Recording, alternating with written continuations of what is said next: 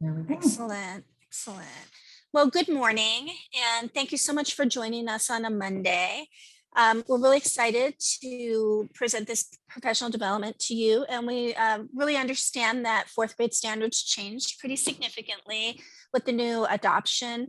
So we've brought together a really great team to help guide you through that process and to offer you some good ideas for resources that you can use that are all free to support some of the changes in the standards. So I'm Tammy Waller. I'm the Director for K-12 Social Studies and World and Native Languages at the Department of Ed. And I was a teacher in the classroom, social studies and civics, economics, geography, the whole thing for about 23 years before I joined the department 6 years ago. I'm going to turn it over to Linda and then Heather to introduce introduce themselves. My grammar is off today. I haven't had enough coffee, and then we'll go ahead and start. Good morning, everyone. My name is Linda Burrows, and I am the K-12 Social Studies and World and Native Languages Specialist here at the Department of Ed, and I'm very happy to see you all here today. Good morning, all. I'm Heather Mall. I'm the co-coordinator of the Arizona Geographic Alliance, an organization that works to help put more geography into the K-12 system. Excellent. So what we're going to be doing in our 2.5 hours today is we're really going to have kind of 3 little mini trainings. First, Linda and I will come from the perspective of ADE, and we'll be going over the standards and inquiry resources for 4th grade. Next, Heather from the Geographic Alliance is going to be sharing with you many of their programs and resources that are standards aligned for 4th grade. And then finally, Jordan Cyrus from the Capitol Museum is going to come in, and she's going to talk about resources at the Capitol Museum that will support you in teaching 4th grade. One of the biggest complaints we heard about the standard shifting was 4th grade usually does the museum trip, but there are some really great alignments to the new standards in some of the resources at the museum. So you can still utilize that museum as part of the 4th grade standards. So let's go ahead and start. We're going to do a little poll. And I think Linda's going to launch it in just a minute. And we would just want to know what you know about the standards. So how well do you know the standards? You know them very well, you're comfortable, you know them a little, or you don't know the new standards. Just give you a few seconds to go ahead and click on there.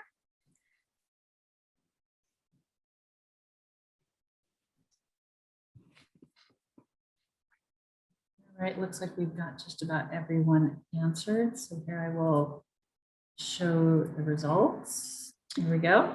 Excellent. So it seems like most of us are in that place where we know them a little, and we have almost equal to being comfortable with the standards, and the standards are kind of brand new, not knowing them very well. So that's excellent, because we think we can move you. Our goal is to move you up a little bit. So if you don't know the standards, we want to move you to that next level of feeling a little bit more comfortable with them. If you're a little comfortable, more comfort. And then if you know them, we want to push you to learning really new ways that you can integrate those new standards with some new resources. And our learning goals today are to become familiar with the new 4th grade history and social studies standards, examine major shifts in the standards and how they'll affect curriculum and instruction, participate in model lessons, and examine resources and training available. So we're going to start out, though, with a little discussion about the role of social studies in the 4th grade classroom, understanding the pressure for time that you have, especially with the significant amount of time devoted to the reading block and the math standards. This infographic came out a few years ago. It's on the marginalization of social studies, and you'll have this in your resources. But this infographic talks about how social studies is the core content area in elementary school with the least amount of time, and that time has been decreasing significantly since No Child Left Behind and the introduction of high stakes testing. So what Linda and I want to share with you is that actually social studies will be a great tool and resource for you to increase those reading scores. And there's been some really great research out to include social studies, even with those pressures on reading content, because social studies will give you some good tools and content knowledge for your students that will actually boost their reading scores on their high stakes tests. So as you look at the chart, and at the next chart, I'm sorry, that's what, Linda, you were right. Okay. So as you look at this this chart, what's happened is the reading scores on the NAEP have been flatlining and actually going down a little bit in the last, about 20 years. Even though school districts are putting more time, training, and resources into preparing students to be good readers, those resources are not showing up in terms of the scores that students are having on high stakes tests. So there's been a lot of discussion about, well, why is that the case? Why are we spending more time or resources giving more training, doing pullouts and interventions, yet our reading scores are not significantly increasing, and many times they're flatlining or decreasing. So some of the research, you have links to all this research when you go ahead and get the PowerPoint and everything. The research says that social studies is critical to literacy success. So what literacy experts are saying is, as they look at, can we go back one? Sorry. As we look at the issue, what's changed in the last 20 some years, it's been the fact that there's been less time devoted to things like social studies, arts, and science. So there's several studies that talk about how content knowledge is key to students understanding and being able to comprehend text, both informational text and non-informational text, and that social studies gives you that content knowledge. And some of the studies that we talk about are Daniel Willingham and the baseball study, where he tested students who were good readers with low content knowledge compared to poor readers with good content knowledge, and your poor readers actually scored better on the assessment that he gave because of their content knowledge. Leslie and Recht, which looked at if you infuse 20 high quality social studies lessons with second grade students, it increased their reading scores on their state test, I think by 20%. And Wexler, Natalie Wexler, who talked about the knowledge gap and the need for that background information. In addition, we have the Fordham Study, which I'm going to show you. This just came out this year, and Fordham did a study on time spent in subjects and increases in reading scores, instructional time versus increases. And they picked up some key information, like students spend more time on ELA than any other subject in the US, and that students from less affluent backgrounds spend more time on ELA. That's probably not a surprise. But what was very surprising is they looked at increased instructional time in the different core content areas and non-core subjects. And the only subject where an increase in time had a direct correlation to an increase in reading scores was social studies. Not even more ELA time increased social studies scores from first through fifth grade. So you have your greatest growth first through fifth grade when you devote instructional time to social studies. And this benefits students most who are female, from lower income and or non-English speaking homes. So we think that's very important. So as we go through our training, we're really going to show you social studies resources that also hit literacy goals. Okay, the next one. And then we included a little video by Nell Duke from Project Place. And she talks about that kids can read the words, they can decode words, but they don't have the world knowledge necessary to comprehend. And since they don't have the background knowledge, authors assume they will have. And she's talking about authors of the STEMs on the high stakes testing, right? Students are going to read something, usually that comes from social studies, science, or possibly the arts, and then answer questions. But if you don't have the background knowledge, then you can't really answer the questions. even if you can decode the words. And I encourage you to watch her video. She's very interesting. She brings up some really good points. And then finally, many of us are very familiar with Timothy Shanahan's research, especially because of the science of reading and everything. But in his research, he talks about a few things, and he talks about context is a must. And he really advocates for infusing the reading block with content-based reading and looking at things like social studies and things like that. And of course, to read and write often. And his research link is there if you'd like to look at his research, but what students are reading and matters. And if you can use content-based reading with students to build that background knowledge with social studies, then it really helps them understand the context. And reading multiple texts on a topic is important, and that's part of our social studies standards. So I am going to turn it over to Linda. Now that we've given you a lot of research to think about, really arguing and advocating to keep your social studies time in the classroom. So like Tammy said, with the standards, we wanted to know exactly like where do we want our students to end up and where in the piece of the puzzle do fourth grade teachers fit in with that. So I want you just to kind of think, and we're going to use a Jamboard here, and I'm going to put this into the chat. So that way you guys can get it here. And if you haven't used Jamboard before, it's a lot of fun and easy. You have a toolbar over here on the left. The fourth one down is a sticky note. Essentially, you can click on it and type something in. And we want you to think about just real quick, what do you think are the skills that students need to be successful, both in college, but also career? Not every student goes to college, and we want to make sure that those kids coming out of their K-12 education are successful. So real quick, if you can just type in, what do you think they need to be good thinkers? What do they need to be good communicators? And what do they need to be good readers in order to be successful when they graduate from college and career?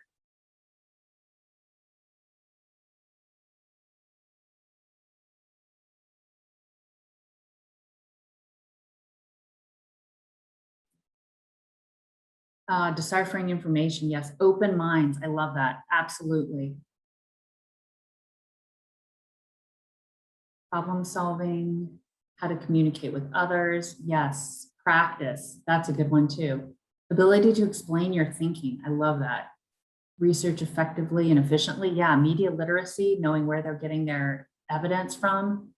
Listening to understand, oh, that's perfect.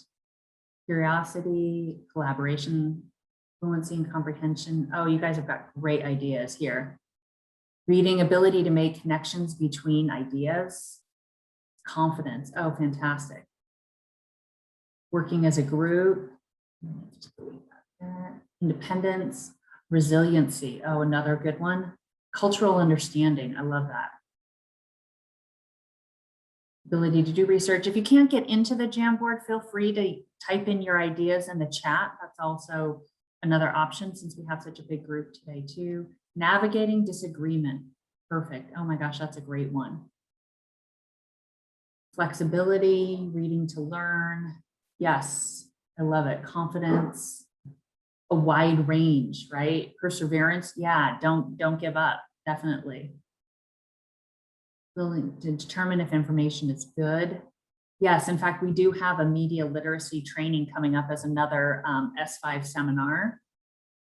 Collecting evidence, metacognitive skills. Oh, it's fantastic ideas. Awesome. Ability to connect reading to real life experiences. Absolutely, right? That's how we get them engaged.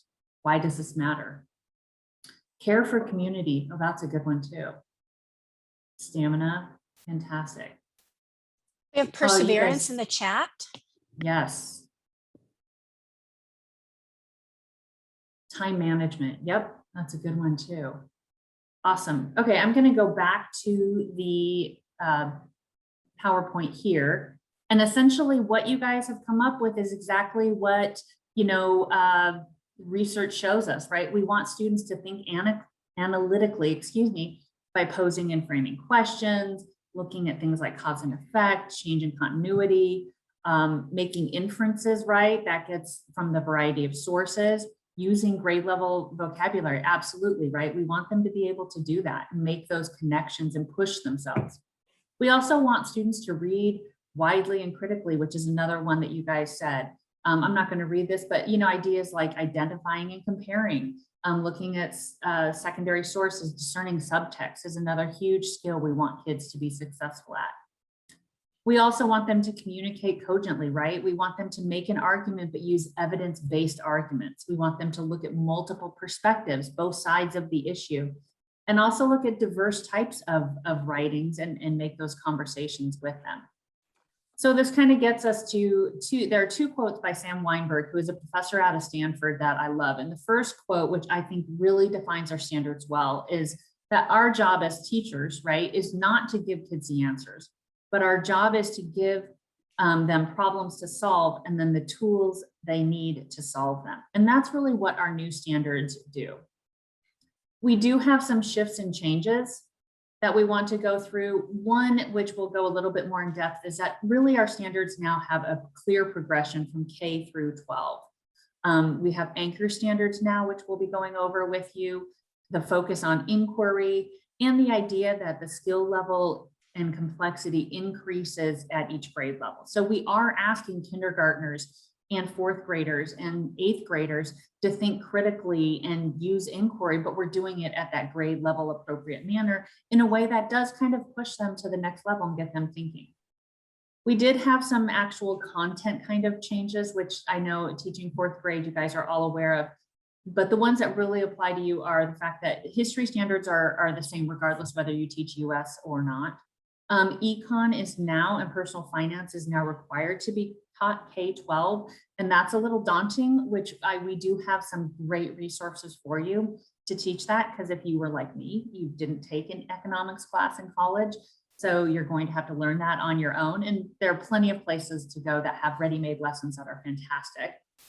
We did have to get that progression, move Arizona history from fourth grade to third grade, but then also which freed you up to have more time. And we also pushed some of that colonial content down to fourth grade as well. And then the rest of the shifts happened in middle and high school. Great. So we just want to briefly go over the structure of the standards with you.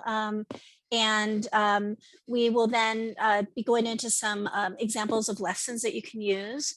So Sam Weinberg, again, from Stanford Education Group, talks about the mind-demanding pattern and form, which build up slowly and require repeated passes, with each pass going deeper and probing further. And that's how we set up our new standards versus the old. So our old standards were based on these POs, these lists of people, places, and events, and they really didn't have any type of progression. So it reminds me of my daughter's closet, actually her closet floor, if you have a teenage daughter or son, where the clothes are everywhere, you don't know what's there. Again, that's truly what standards are. So our new standards then look like I wish her closet looked. And we moved to anchor standards with some content level standards under it to feed to this ultimate anchor standard. So everything's really, it's organized, it's in buckets where students will then, they will go repeatedly throughout many of these standards at each grade level. Just like your ELA standards are based on anchor standards and your mathematics standards are, now your social studies standards have that same type of organization. So let's take a little peek at that. So we have anchor standards, and these are the skills that students should have mastered by the time they graduate. And they are in 5 different buckets. We have the disciplinary skills and processes, and they start as early as kindergarten, except for SP4 is a little bit later. It's all about that idea of looking at chronology, being able to identify, compare, and evaluate multiple perspectives of a given event, being able to do inquiry, gathering evidence, answering questions, developing their claims, and communicating their conclusions, and then deeply looking at the issue of cause and effect, and how that applies in different scenarios. Then we have a civics bucket. an economics bucket, and there's 5 anchor standards in economics because personal financial literacy was a state mandate. So we have included it in every grade band from the K2 band all the way to the 912 band, geography and history. So we have a total of 21 anchor standards, but not every anchor standard is taught in every grade, but every anchor standard is taught in every grade band. By the time, of course, students hit 8th grade, most of them are taught, and then in high school, they within the three credit hours that high school students take in the social studies, every anchor standard is taught within that 3 years. So one of the big changes was this idea of content focus. If you remember the old standards, it was just really weird, some of the stuff that was being taught together. And then, we'd have an ancient civilization in every single grade, but then we'd have, little bits of history here, and none of it was very connected. So if a parent asked me, well, what exactly, can you give me an elevator speech on what my kid is learning in social studies in 3rd grade, it was such a hodgepodge. So when we got our feedback on the standards, one of the areas we really spent a lot of time on was this idea that there was no coherence. So we created these storylines. We call them storylines for kindergarten through 8th grade. We call them content-focused course considerations in high school. And we start out with kindergarten. It's very similar in many ways, except for the skills and processes of the older standards, where we're talking really about that children as citizens. We're spreading out to that idea of communities. 2nd grade is the world around me. And that was a choice by our elementary teachers who worked on the standards.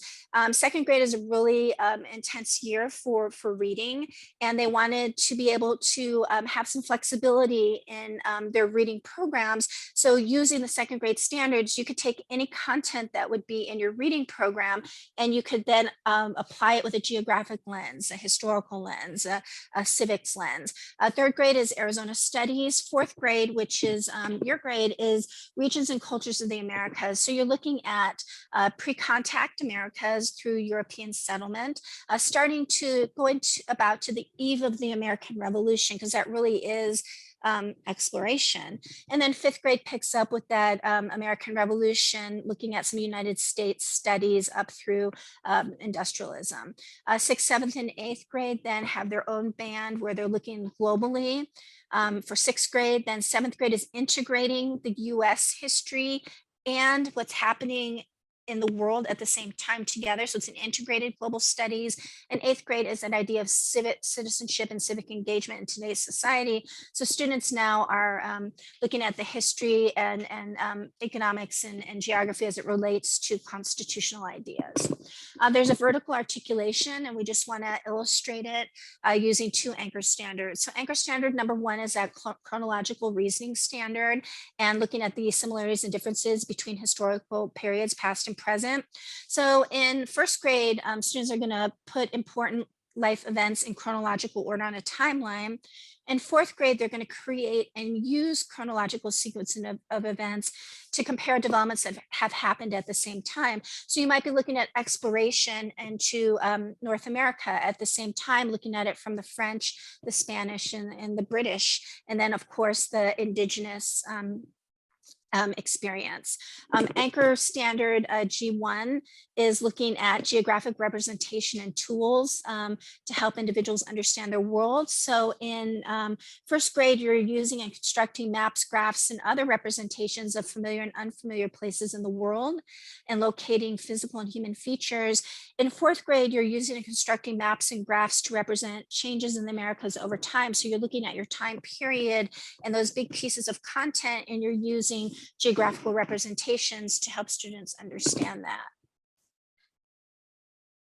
So the 3 through 5 grade band starts with Arizona, moves to regions and cultures of the Americas, and ends at United States Studies. So go ahead. Oh, that's okay. yours. So I'm now we sorry. want you guys to actually just real quick look at the standards. And so I sent this to you in a link, but let's put it in the chat just in case, just as well. So this is our standards for 4th grade. and it's just a direct link. So what I'd like for you to do is looking at the standards here. You've got the course considerations or the storyline, as Tammy had said. So this is your content up here with the bulleted list. And then as you scroll down, you see here the SP1s, which these are the grade level specific disciplinary skills and processes. C, civic standards, E, economic standards, G, geography standards, and then the H, standards. Take a minute and look at the standards real quick. And I'd like for you to, on our Jamboard again, we're going to come out here and we're going to actually come back to page 2. And I'd like for you to see, what do you notice about the standards? And then what questions do you have about the standards? And I'll put the link to the Jamboard back into the chat. You can also type this into the chat too, if that's easier for you. But just take a minute and look at the standards and what do you notice that is new, different, exciting about the standards? And then what do you find that you wonder about, that you have questions about?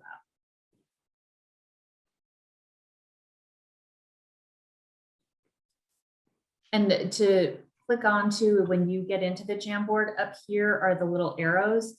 And so you can click and move over. You want to make sure you're on the second page that says 4th grade standards. And then you can type in your information here with the sticky notes, just like last time.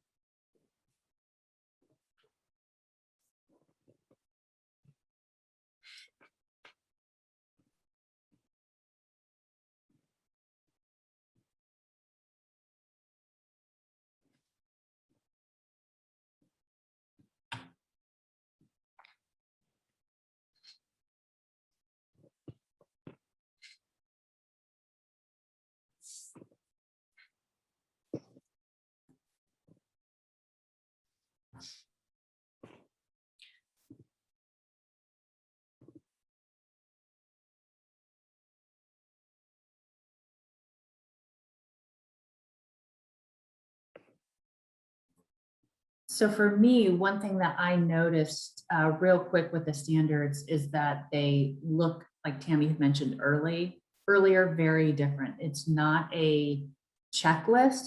And so for me, I found that to be very confusing at first, where it's like, hey, how am I going to do this when these standards are very broad and vague? And so that was one thing that I first noticed was, you know, just the formatting, how I'm going to process these. And Linda, what I wondered, actually my brother-in-law, who's a 4th grade teacher, wondered and asked me, is these lists of key concepts and ideas under the standards, is this a checklist? And I'm like, no, this is just examples of how you could use that standard with some of the content that would fall under your grade level. So it is not, and we have a little disclaimer at the beginning, it is not a checklist. You do not have to do every single example listed. We wanted to give you some ideas about how that standard could be applied with the material. Mm-hmm. That's perfect, especially because with Arizona being a local control state, you know, we wanted to give some guidance. You know, these are key ideas. Will every standard be addressed in every quarter? It's, you know what, that depends. That's something that as we go through, you know, as your school goes through or your district goes through, it'll be, you know, one of those things to determine, okay, we're going to focus on these standards this quarter, maybe in different standards next quarter, or we're going to do certain standards throughout the whole year, kind of thing. Definitely students will come with more background and understanding. Yeah, in a few years, we'll really start to see how these get addressed. The discussion of causes and consequences of European exploring, colonization of this, yeah, definitely with the state's legislature. We are going to look at some putting out some guidance for that if that bill does pass. So that should be something that you can look for in the future. And the issue of the bill too is really talking about making sure you have multiple perspectives, and we have a lot of multiple perspectives in the standards. So we feel confident that we can hook everything to standards and give you guys some, we've been having meetings about this. So it is on our radar and we will not leave you guys out to dry. Mm-hmm. Yeah, definitely. There is some alignment. You can see pieces of the C3 framework within our standards. Yeah, it's definitely not as black and white. We're going to go through some sample lessons. And one thing to note too, again, making it easier for you, the standards are very closely aligned to ELA, which we're going to go through next. Okay, we're going to move on because I want to make sure that we give you guys great lessons and see how the standards actually work in practice rather than just, in theory. So moving back to the PowerPoint. So with the standards, again, right, we've got here the bulleted list are the course considerations, right? These are the content, your storylines, the topics, the units that you're going to want to explore in a 4th grade class. And then the ideas of chronological reasoning, comparison, multiple perspectives, like Tammy had mentioned, talking about scarcity and choice, income and industries related to the Americas, using maps, and Heather will get into a lot of this when she talks about like human environment interaction, civic virtues and civic ideas, and then also using primary and secondary sources, different types of colonization, role of government and institutions in the Americas. Those are all kind of the history grade level specific standards that are how you will be implementing these. One thing we wanted to suggest too of using the standards is taking the standards, like what do they mean? So when you see a standard that says summarize essential claim in the secondary work of history, what you can turn that into is like an I can statement, which is really easy for a student to understand, where they can then turn it and say, I can find the main idea in the text about a historical person or event.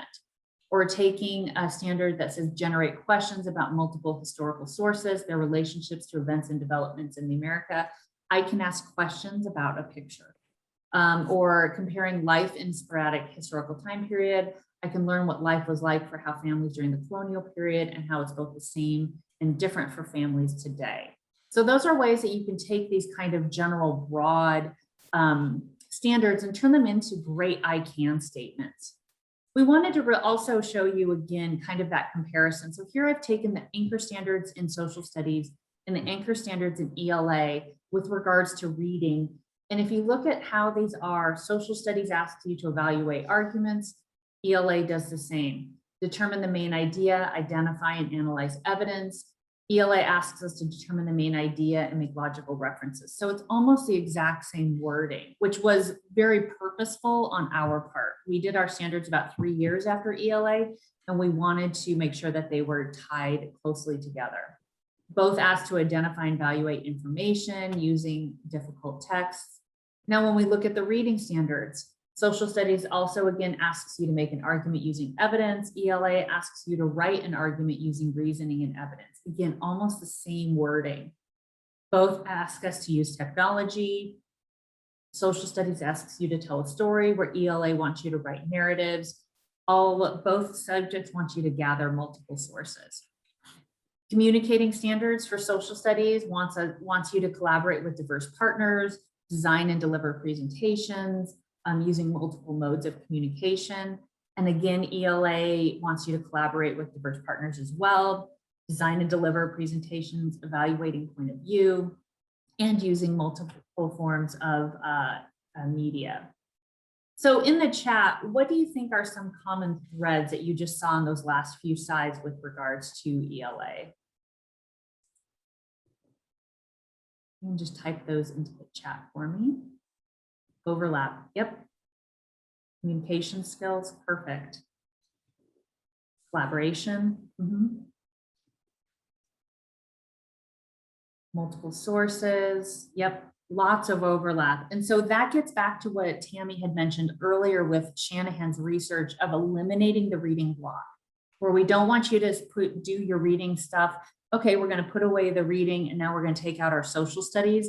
And then the 3 lessons that we have that we're going to show you here, or it's actually 3 methods that can be applied to any lesson.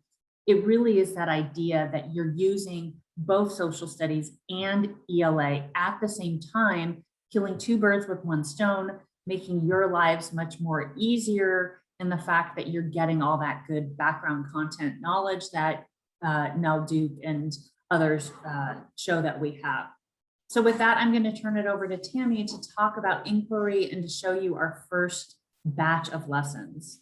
Great. So one of the backbone of our new standards really is that idea of inquiry-based instruction, where students grapple with questions, they evaluate resources to answer those questions, they then have counterclaims, and they communicate their results. And we've done a lot of research on the inquiry method as a really strong way for students to learn not just science, it's very aligned with the science inquiry, but also social studies and other things. In addition, one of the things, if you looked at the Sam Weinberg quotes, one of the things about learning history and social studies is that idea, instead of giving kids the answers, providing them the tools, and inquiry does that. So our standards build on larger than the facts, to look at the big picture through inquiry. So in the past, where you might have had a checklist of different people, places, and events, we look at this now more through the idea of questions. So let's take for fourth grade, looking at one of the content areas would be the Hohokam canals provided water for native agriculture. So as we're looking at, you might have had just you might have had a fact, like in the old standards, like Hohokam canals and agriculture. But now we look at it through questions like, how did the canals impact the lives of the natives? Did the canals provide means of trade and transport? What technological advances were needed to provide water? Why did Native Americans develop canals for agriculture? What other technological advances did Native Americans create? Is water the most important resource in the Americas? That's a really interesting question. Are there other places in America that Native cultures used canals, and how do canals today mirror those of the Hohokam, bringing it to the present? So we are going to look at Hohokam canals as part of our lesson today. And we are going to do a lesson, it's a primary source activity based on the Library of Congress's observe, reflect, and question strategy. And in the observe, reflect, and question, you take a primary source. It can be an image, it can be a song, it can be an interview, it can be a document, and you follow a procedure with students to get them to start to analyze it through questions. So in the chat, we're gonna do it. The first thing you do is observe. So I'd like you to take a minute or two and to look at this image, and then in the chat, just what do you see? Not why you think it's there, just if you were looking at this picture, what do you see? Not any questions about what you see. And sometimes I'll give students the images in a little sleeve and a vis-a-vis pen or a dry erase marker, and I'll have them circle what they see. So what do you see? Different layers of dirt, parallel structures, steps in the dirt, staircase-like, something's being built, steps layered, steps carved, ditches. It looks like a ditch being dug, some people, trees, man-made staircase, layers of dirt. Very good. And because of time, we're kind of going through this, I call it a snack. We're not doing all the deep discussion that you do with students at the time. So after you you share with students, what do you see? You talk about it, you have them share, you ask them to reflect. And a question you can use is, what do you think this is? What do you think this is? And I always ask why. So if a student writes, I think this is, you know, a garden, well, what makes you think that? So in the chat, what do you think this is? Okay, a path leading somewhere, a passage. And I'd say, well, why do you think that? What's your evidence? You're always getting them to start to go back to the evidence to ask. So you take students through a reflection phase. And there's all sorts of different questions you can use for this reflection phase based upon the document. Structured way for water to flow, drainage. Very good. And then after you guys have students talk about what they see and what they think it is, and you have that discussion, you can do this in circle time with an image up on the whiteboard or something. Then we can move to the next one, which is a question. What do you wonder about? So what questions do you still have? What do you wonder about? Buildings or homes, buildings of waterways, okay. So I you like get, the idea too. You can also do like portions of the picture as well, like a yes, hide and reveal where you just do maybe one corner of the picture and then reveal a little bit more of the picture and then doing that. These are great questions. yeah. And that's How long always ago really was that great. built? Yeah. How long, what tools did they use? How did they dig this? Where is this? All just great questions. So then you debrief it with students, and usually I would at the end either I'd ask them to try and find out some of the questions depending, or I would answer some of those questions and I say, well, this is this, and let's talk about what you guys thought about it. And this is a great type of activity to do when you're introducing even a piece of literature. We call it books with hooks, where you're teaching kids, maybe your students are reading a novel or something. And then you start with some primary sources that establish some context and get them thinking about what they might be reading about in the novel. I used to teach chains, and I would use this structure with my 8th graders when I taught chains. Mhm. How many standards do you think are covered in this lesson? So you're going to take a guess. We're going And to go back to the Jamboard. And here I'm going to have you, we've got 5, 10, 15, 20. Have you grab a circle and you can move it to your guess of how many standards do you think were covered just in this one lesson?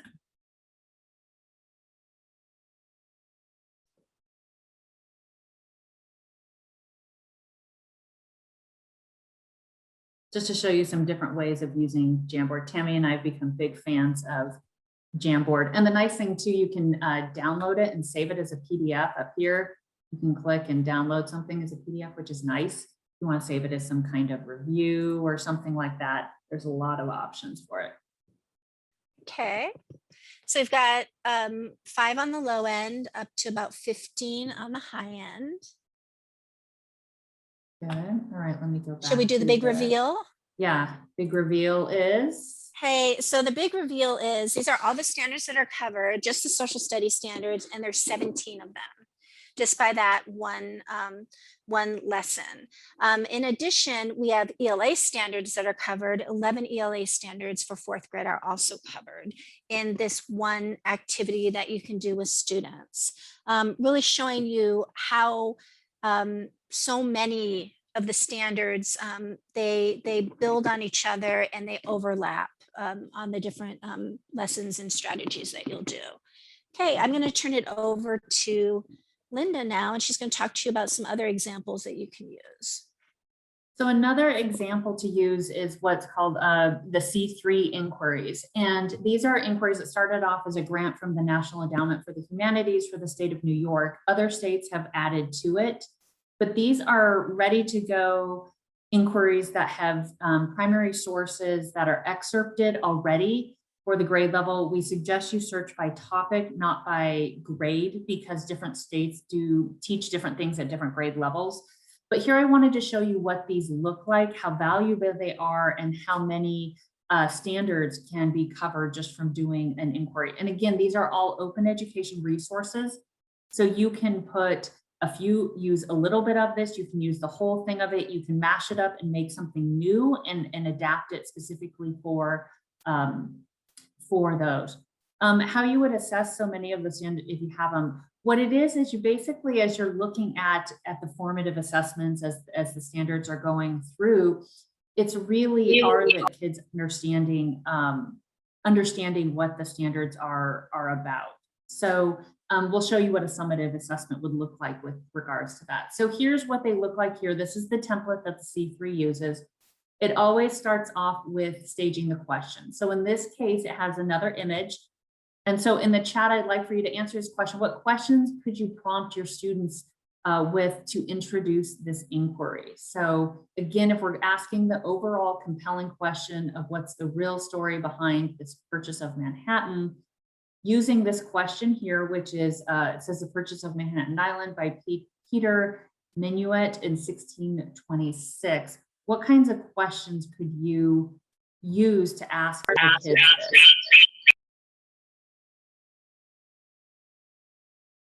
Oh, what do you think this discussion is? What do you think is being offered? That's a good one. I like the just the basic what's happening in this picture. Oh, who do you think is in power? That's a great one to have kids talk about. What's happening in this image? What year do you think this is? Oh, fantastic. So there are a lot of, oh, why do they have a chest? Lovely. Those are great. What do you think's being exchanged? Oh, do you think they speak the same language? That's another good one too. How do they communicate? Even better. Yeah. What type of feelings are they having? Oh, these are all fantastic questions. So you can see just by using an image, and again, primary source image, you really get kids wondering, okay, well, what are we going to discuss? And that's the power of using social studies, introducing lessons like Tammy said, as that like think of books with hooks kind of thing. Oh, do you think it's a friendly interaction? And again, when you're asking kids these questions, well, what evidence do you have that it is friendly or isn't friendly, right? And who is that person in power kind of thing? So after you've got their juices flowing with the staging of the question, next you get to the supported questions. So these are scaffolded questions. There's anywhere between 3 to 4 supporting questions in each inquiry that ultimately answer this overarching question of what is the real story of the purchase behind Manhattan. And again, the kids can answer it in multiple ways depending upon how they use and what evidence they use to answer the question. And so again, this is putting the kids kind of more in charge of their learning. So supporting question number 1 asks, why were the Dutch interested in the region that became known as the Netherlands? And then it already gives you those primary sources. So you don't have to go out and find them. They're already there provided for you. So in this case, you have a secondary source describing it. You've got 2 maps and you have regulations from the West India Company. And then you have a formative assessment, where in this case, the kids will be developing an advertisement directed at Dutch investors or colonists, encouraging them to come to North America. Then you do the next supporting question, which is how would both Dutch and natives benefit from the sale and purchase of the land in Manhattan? In this case, you've got a letter describing the sale as a primary source. You've got guidelines for dealing with natives as another primary source. You've got a letter describing an exchange with an Indian tribe and a deed for Long Island. Using all those primary sources, now the kids are going to create a T-chart. What the natives got from the deal and what the Dutch expected to get from the deal. And then as we scaffold again more with the next supporting question, how are the stories told about the sale of Manhattan similar and different? And in this case, you have 3 different sets of secondary sources, all scaffolded and excerpted down for you. And with that, the kids are going to write one claim with evidence, right, about the similarities and differences between these secondary sources. So once you do all of these kind of scaffolded formative assessments, again, you can do as much or as little of this as you want. Then you get to we're going to do the standards in a minute, the summative question. When in this case, it has students using multiple sources to construct an evidence-based argument responding to the compelling questions. So in this case, it's a writing assignment. It doesn't always have to be a writing assignment. Sometimes it may be like a project or it can be some kind of presentation. It really is varied. And then the nice thing about the C3 is it always looks and takes it a step further. So in this case, the informed action could be discussing images at the base of a Netherlands memorial flagpole, and then asking what possible actions could groups or individuals or a class take around the base of this flagpole. So with that, how many standards, let's go back to our, and we're going to go here now over to the 4th page. With this C3 inquiry, how many standards do you guys think were covered in this one inquiry? I can put the Jamboard back into the chat if anyone needs it, if it's posted down.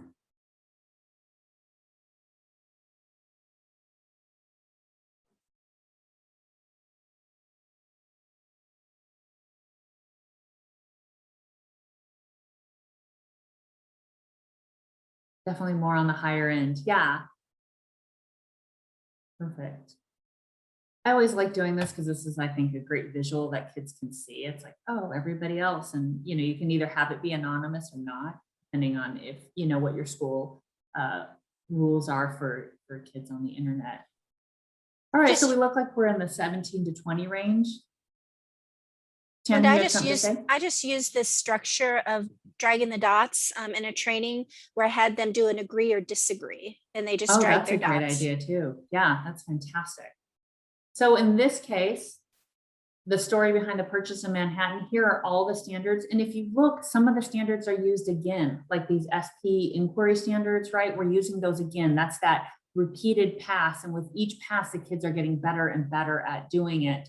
Again, we're using some economic standards here when we talk about scarcity and choice, civic standards. And in this case, we used 15 social studies standards, and we used, again, 11 ELA standards. So again, you're killing two birds with one stone. You're doing social studies and ELA because the kids are reading and writing through all of these things. They're making arguments. They're just like we talked about before, and they're overlapping. What I've done here, and you'll get this when you get the PDF of this, I've gone through all of the C3 inquiries, and these are the ones, and they're all hyperlinked, so you can click on these links and they'll take you right to it for ones that really fit with our fourth grade standards. They are constantly adding new ones to it, but as of right now, these are the ones that we have. And again, because they're open education resource, you can adapt them. And here's like a geography one, you can do the Americas.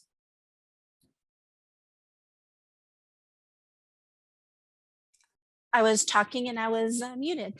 So this whole idea of inquiry using primary and secondary sources, in addition to the C3, there's a really great web page with called History's Mysteries, and it's from the Library of Congress, and it's focused for K-5 classrooms. So it's really great resources and units for K-5 classrooms. So there's, for the History Mysteries webpage, for grades 4 through 5, there's an introduction to inquiry. So before you even, when you start the year off, you can do an inquiry on what do historians do, and it talks about, you know, the different tools historians use, their way of thinking, takes students through these different processes.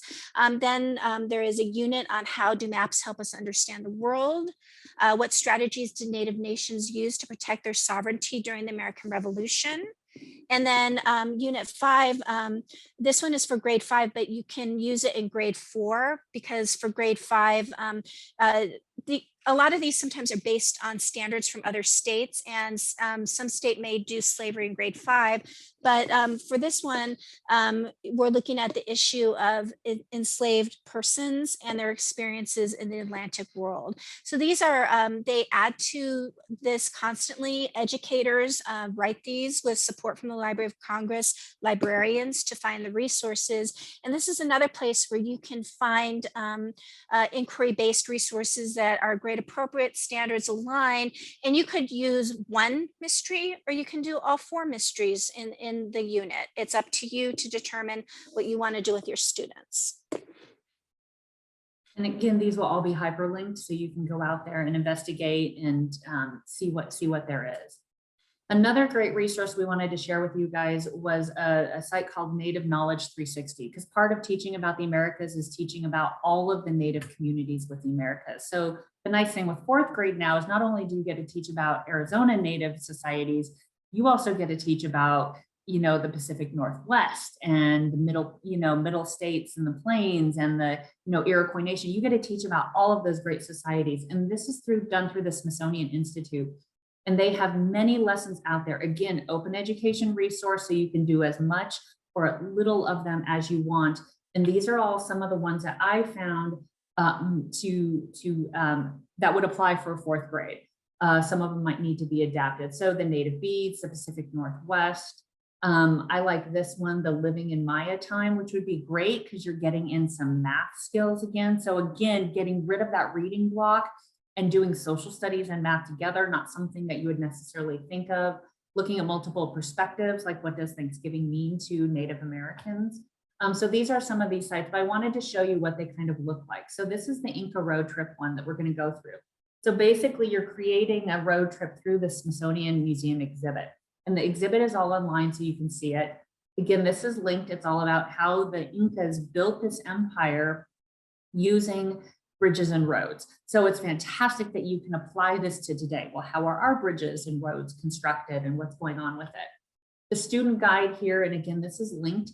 You look at the astronomy and look at the stars. So, hey, we're getting some science in here as well. They look at suspension grass bridges and how they are built.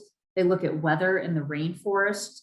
They look at Andean hats and note the different tribes around with it. And they talk about counting and how the Inca kept track of their counting with a system called a kipu. And it's a knotted system of chords. And all of this is done through this online, through the inquiry.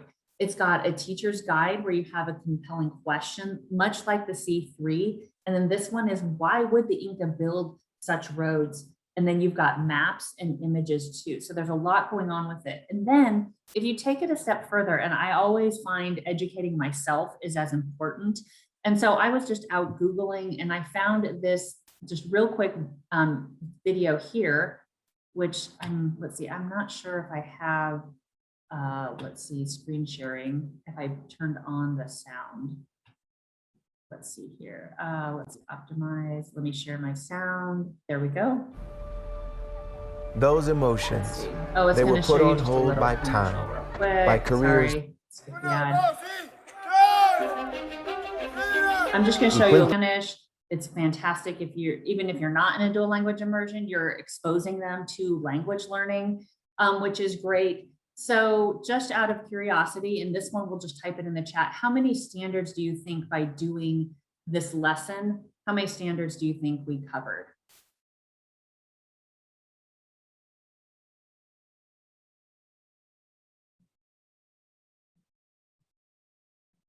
Definitely in the teens to 20.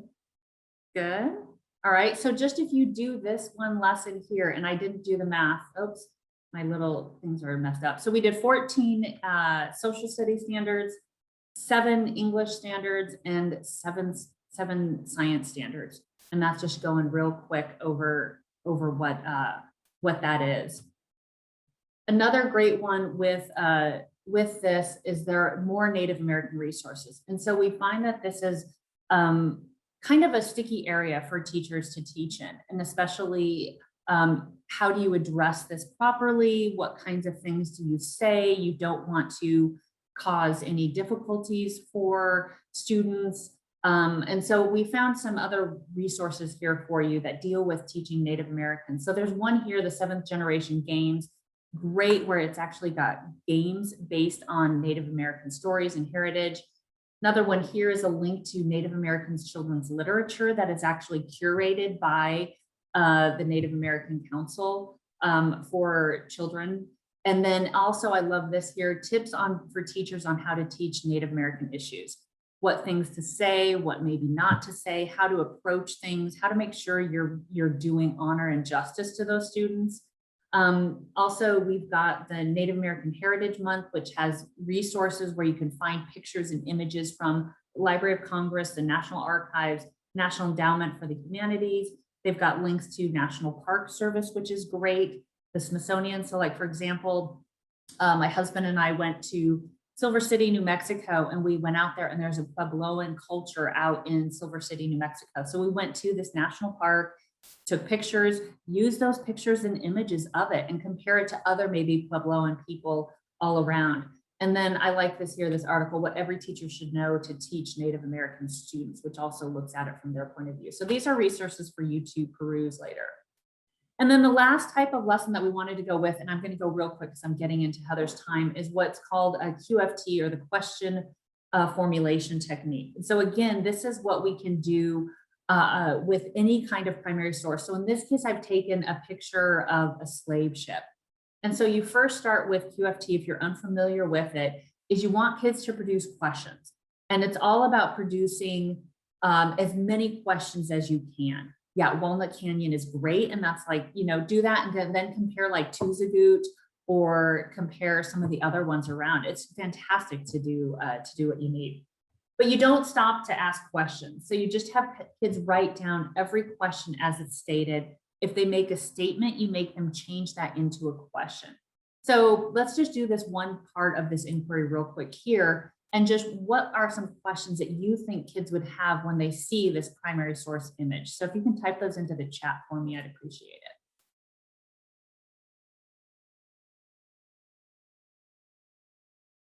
Oh, good. How many slaves are on the ship?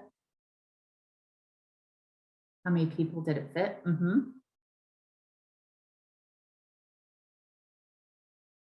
Do they get their own room? How are they so close? What did they eat? Oh, how many levels are on the ship? Good. So, oh, are there bathrooms? Yep, kids are going to ask that. Yep. How did they see a ship move? Who was in charge?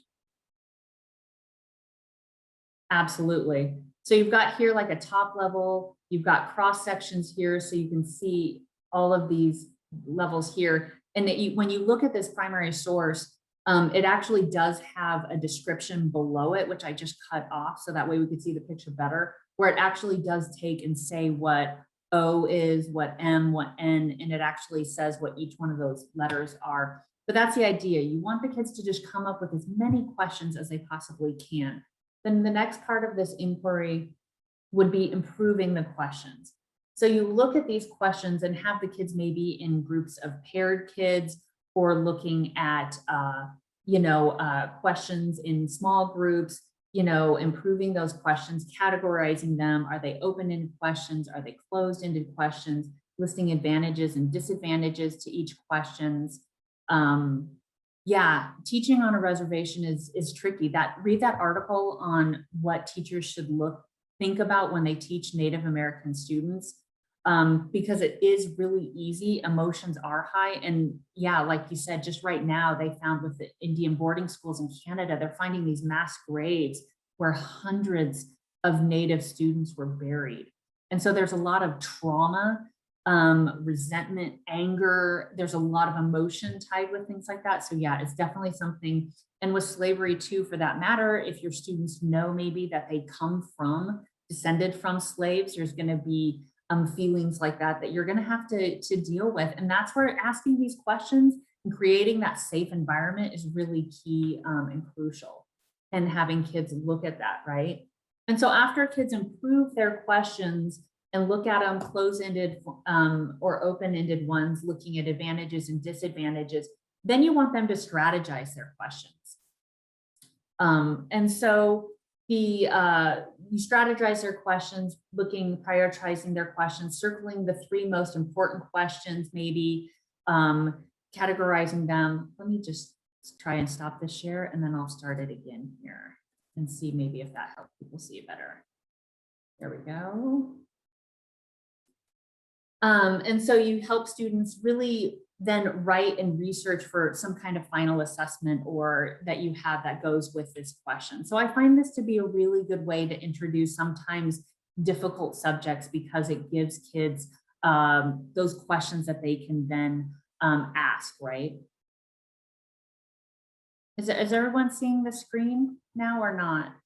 I am. Oh, okay. No. All right. No. Oh, looks like most people are though. Okay. All right. You will get this presentation, so if you missed anything from it, you will be able to see it as well too. And so the idea is just getting kids asking an inquiry, asking those questions, and going forward with that. And then lastly, you have some kind of reflection where they reflect on the process of the whole, discuss an action plan, or maybe you tie this to something that you're reading, things like that. And then now I'm going to turn it over to Tammy. Okay, so we just wanted to share some more resources with you. And PBS has a lot of really great resources that align to the 4th grade standards. Everything from explorers like the Vikings to the waterways to slavery, colonial resources, and then Learning for Justice also has some really good guidance. They have a guidance on how teaching slavery to elementary students. There's a great video on their webpage of slave trade. And then they have resources on the Columbian Exchange, which hits a lot of the standards for 4th grade. And here's a little example of a Columbian Exchange map that you can find on some of their resources. So we're not going to go into these resources. Unfortunately, it's a little snack today instead of a full day training. The Library of Congress also has wonderful resources. I suggest you start with using primary sources in the Library of Congress because all of those questions for the See, Think, and question strategy, they have teacher handouts. So if you're going to use a song, they have primary source questions that you can choose from a menu on how to get students to see, think, wonder with those primary sources. They also have primary source sets where they've curated primary sources on things like Jamestown, Native Americans, Hispanic exploration of America, and then of course the observe, reflect, and question analyses tool. So Library of Congress, don't just go into the website and just search. Always go into the teacher site on the Library of Congress. Otherwise you'll be overwhelmed and just exit immediately. So we hooked you into specific parts of the Library of Congress website, which we think will be very helpful. And then of course, the National Archives has a really great primary source analysis tool. And this is for elementary students. So the Library of Congress has one general one that can be applied K-12, but the National Archives actually has a K-5 document analysis tool, which uses a lot of visuals where students circle things, and it's a little bit more user-friendly sometimes to our younger students. And of course, the Teaching with Primary Sources networks, which are regional centers of the Library of Congress, they have amazing lessons and resources as well. And if you click on the Teaching with Primary Sources link, that'll be live for you. These are some of the lessons that we found that would be very helpful to you as fourth grade teachers. And then, am I doing notable books too? Yes, okay. Yep. So the National Council for the Social Studies puts out each year a list of notable books for students, which connect to social studies topics. And they just released their notable books for this year. And if you click on the link, you can also go to their archive of notable books. But just in their notable books section, we found some really great picture books, both fiction and nonfiction, that would be really great to use with fourth graders. And there's one on a culture of the Southwest, Between Us and Abuela. We have one on the 1900 cowboys and Native Americans, Prairie Boy. So these are all examples. Some of them are short novels, some of them are picture books, but we really encourage the use of children's literature to teach social studies concepts. Students really connect with the stories. And then this is the last one, Tammy. Okay, so we also have some extra trainings, and one of the things we do a training on is teaching social studies in an already packed elementary classroom. And these are some of the tips that we use in that training. Review your current reading series and curriculum for social studies connections. Identify gaps. What's in your reading curriculum already that applies to social studies that you can build on, but what's missing? Use primary sources, informational text, and picture books to develop units. You can also do read alouds to help fill in the gaps. Align your ELA and social studies standards. We already kind of did that for you on our webpage. We aligned the new social studies standards with the ELA standards and the brand new ELP standards. And a place to get some good informational text articles is ReadWorks, Newsela, and the Library of Congress. And then we also encourage the use of inquiries and lessons to fill in the gaps. So many of you guys will probably have gaps in economics. There's really great elementary lessons on economics that use picture books from the Federal Reserve and things like that to help fill in those gaps. So we know you have an already packed classroom, but we really think that utilizing and leveraging the social studies standards will be something that will be very helpful to you as you develop your classroom units. And we know we threw a lot of information at you. We have supplemental trainings on specifics like economics for elementary school. We have one on primary sources and inquiry that's just separate, that really dives into it. And we will share that with you as well. All right, turn it over to Heather now. Are we going to give them a short break? Yeah, do you want That's to? fine. Is that okay? Let's give you That's guys, fine. let's see, it's 10:12 right now. So let's give you, let's do 3 minutes. Heather, I will take it. Have you take it away. That sounds like a plan. I see people coming back, so that'll be perfect. Hi again, guys. My name's Heather Mall. I'm with the Arizona Geographic Alliance. And again, thank you so very much for joining us today. I always get excited about these summer trainings because there's so many of you, but I love how that I can look at just one grade. A lot of times we try and do stuff for, kindergarten grades or secondary grades, I'm sorry, elementary grades or secondary grades. But this way I can just look at fourth grade. Unfortunately, I am not lucky enough to have been a fourth grade teacher. I taught high school, 9 through 12. So I bow down to all of you because I'm still, even to this day, the little kids scare me. And you guys are amazing when it comes to that. So thank you very much. And as I said, I'm with the Arizona Geographic Alliance, and our goal is to help you, not try and take over your classrooms, but to give you little bits of geography that you can throw into your classroom. So what I'm going to do is I'm going to show you 8 different lessons that are on our website. Our website has about 450 lessons from K through 12. We are very lucky that our retired co-coordinator took on a retirement project and redid all of our lessons with the brand new social science standards. So they're all up to date. So if you're looking for something on any of these new standards, they will be aligned to those standards. So I'm going to show you 8 lessons that you can, if you're teaching summer school, you can do tomorrow. If you're not teaching summer school, maybe you can add them into your curriculum as you go through the school year. So as I share my screen, if Linda can share a quick poll with you, I have a couple questions first.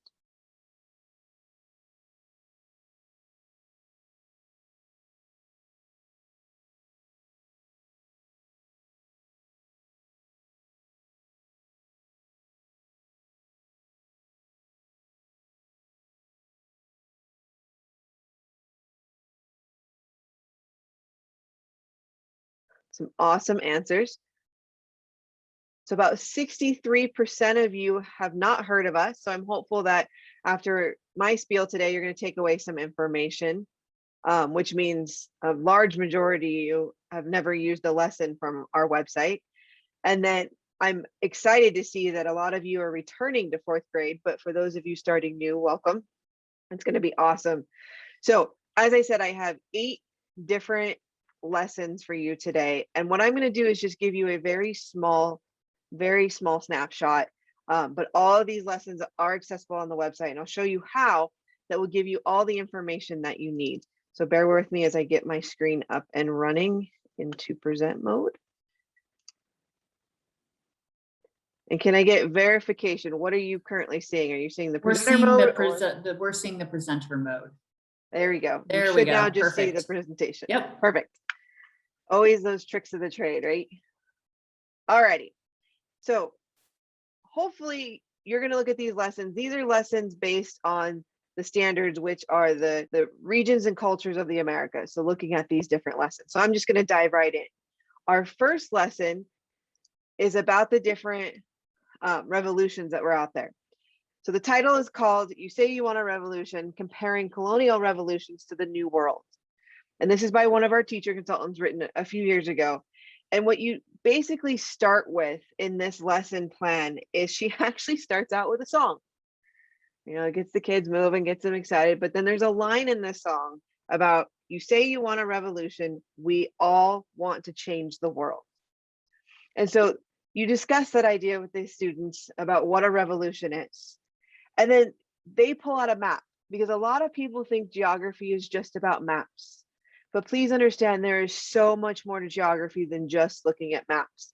We want our students to become spatially aware. We want them to be able to hear about news and know where things are taking place and understand that we're not alone. I had a poster in my classroom that was just the United States and the Earth. And we're not alone. We're not the only people here. There's a lot more out there. So you identify that latitude and longitude and locating items on a map. And then you identify those geographic reasons for colonization. Do you want the water? Do you want the land, the resources, the culture, the aspects? And then you're going to read about and identify historical causes and outcomes for 3 revolutions. So a lot of, in the last hour, you've heard about, adding reading and adding that ELA standards, because that's the most time spent. These lessons you're going to see have books in them, have readings that you can print, stuff to allow your students to continue with that reading, but you're bringing now in the social studies standards, you're bringing in those geography standards. So they're going to read and identify these different aspects. So there is worksheets that go with this lesson. They're going to practice on their map, practice their skills, and they're going to acquire new vocabulary because they're going to look at different words, the peasant, alliance, colonization, a country, a colony, a republic. And then they're going to create that classroom definition together of what it means for colonization. What does it mean to colonize an area? You create that lesson as that definition as a class. They color and label the 13 American colonies. And then they go and they look through these readings. So I have them on here. I don't expect you to read them. I just want to show you that there are 3 readings that you're going to give to the class. And what they're going to do is they're going to read through these readings. And they're going to look at, the physical location of the area, or why those push and pull factors that you have for maybe leaving your area to go colonize somewhere else.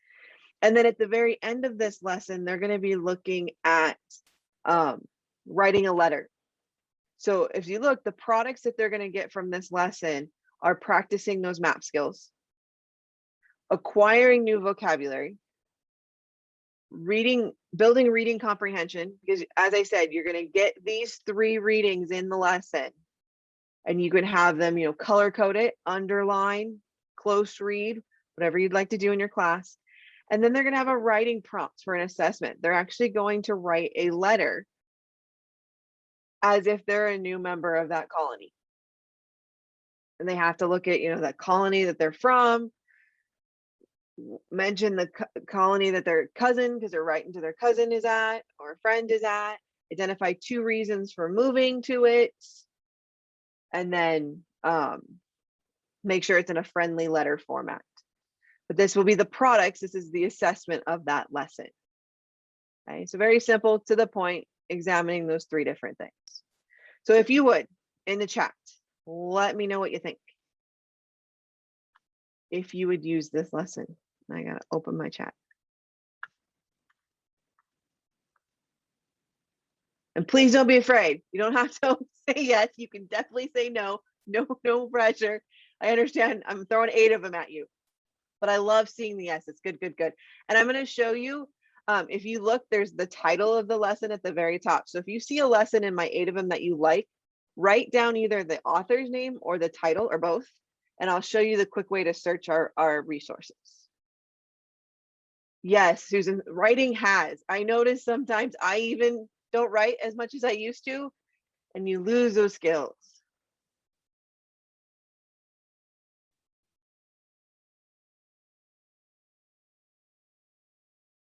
Yes, and the pre-teaching this is when you take this lesson and you find where you want to put it in your lesson. So if there's something you're doing and you say, oh, I can go do that quick lesson. And any of our lessons can be scaled up or scaled down. And any of our lessons, you can take bits and pieces of. You don't have to do the whole thing. If you hear something or see something, you can definitely do that. All righty, next lesson. Aztec, Incas, and Mayans. Yes, we are working to add a lot more, and we do have some lessons on Native people. And so we are branching out. This is just one specific aspect of it. All righty. So this lesson comes with a PowerPoint that shows different pictures and different understandings to help the students see. So if you look at this one, they're going to locate these 3 different areas, these 3 different cultures on a map, showing where they're at, kind of that understanding. All these maps you see that I've screenshotted on our website. Again, you can grab them just out and use that map on their way. And what this is going to do is they're going to have the students discuss the images that they see. Okay, and they're looking at the similarities and differences between. And then this one also has some readings in it that they can then dive further into it.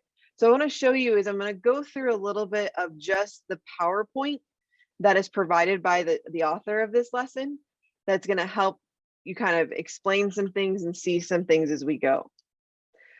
So you have these different pictures looking at the different cultures. I gotta move you guys. I can't see the picture. Sorry about that.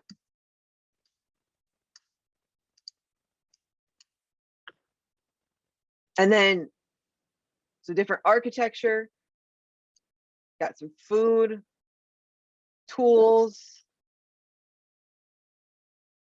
And this is all provided for you.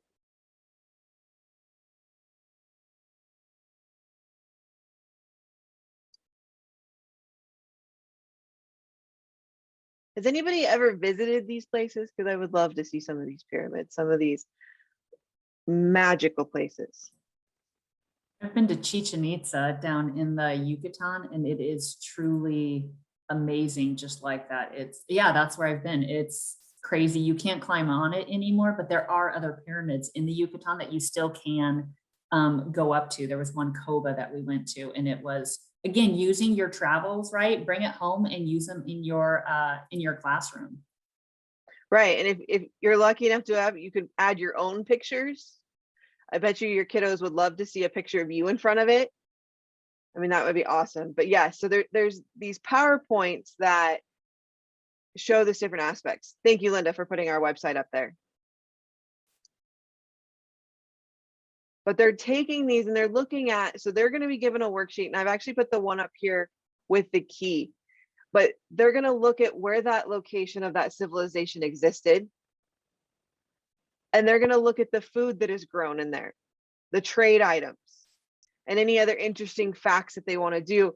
And what they do is they go through some readings to pull out that information again. So just like you saw in the last lesson, they're able to pull out that information. And it builds on those reading comprehension skills. It builds on that map practice skills where they're seeing not only the maps, but they're seeing what is around there. April, that's awesome. Have them bring their pictures in if they've had the chance to go there. They end up telling their own stories. So very short on this one. This then looks at those ancient civilizations. Same with the reading. Going further, this one though has a PowerPoint with it. So would you use this one as well?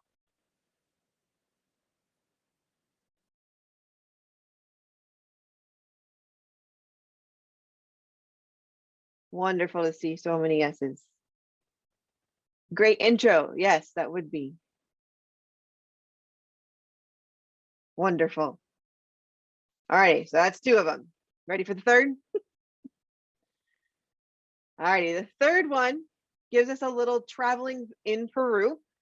So this one is going to take them and look at some physical features, look at some different maps. So not only do you have the kind of the 2D map that you would use in this lesson, you're going to use a map that has been designed to show those physical landforms. And once I go through these 8 lessons, I'm going to show you how to access these maps. So maybe, you know, you're not interested in this lesson, but you really like this map. And I do understand it says first grade up there. You can delete that if you'd like, but there are some 4th grade specific ones I'll show you how to access. This lesson plan has a 1st grade and a 4th grade side to it. So depending on what you teach, you can go whichever path you want. But they're going to use these maps and they're going to look at those physical landform features. And then they're going to locate Peru. And they're going to look at a book called Up and Down the Andes. So you're going to discuss how the Incas lived about the same time as the prehistoric cultures in the Southwest. So you can see these prehistoric cultures of the Southwest map, showing those different cultures that existed. And then you're going to read the book, or what we've tried to do, given the idea that a lot of you had to be online last year and the year before. Bless you all for getting through those 15 months. What we found is a lot of the teachers have gone and they did YouTube videos of these books. So maybe if you don't have the book or you can't get the book, you can show a YouTube video of this book. But then they're going to go through this book as a class in groups, however you'd like. And they're going to look at a story about a country that they may not have visited or may not have heard of. And they're going to go through it a couple times and they're going to look at a story and identify the types of transportation used and write a description of the character in the story.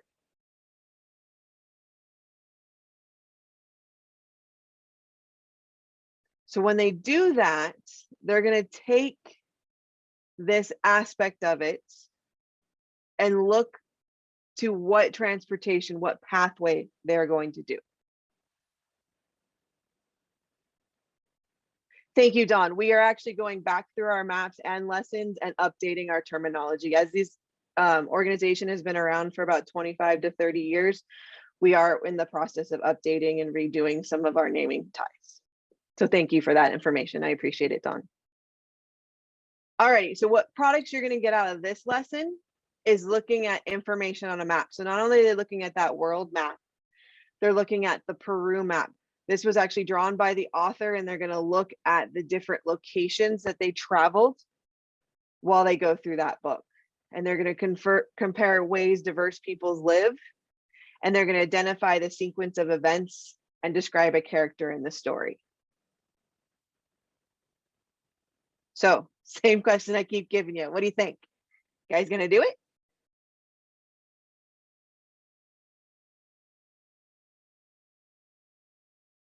Wonderful. I love seeing all these yeses. Please don't be shy. If you want to say no, go for it.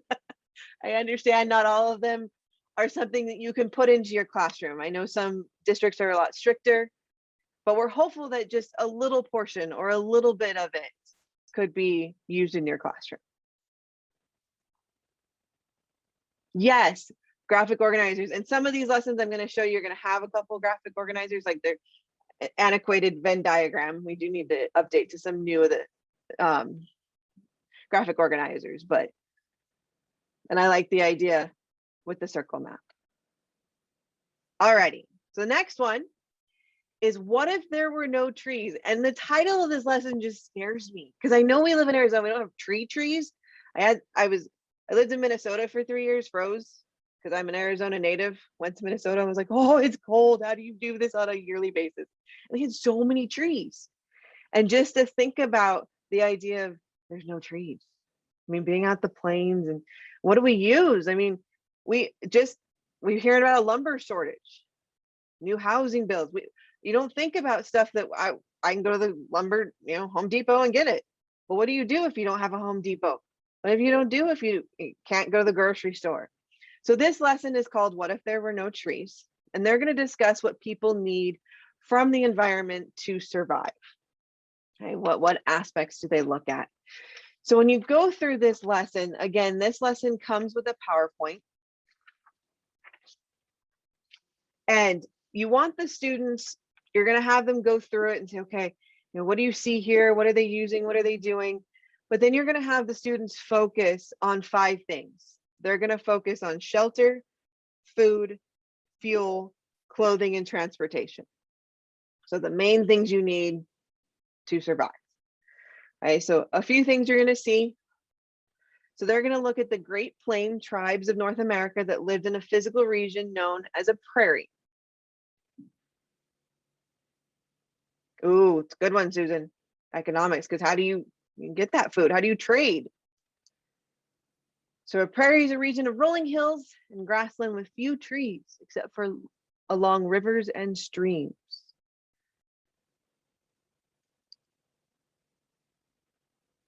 So different.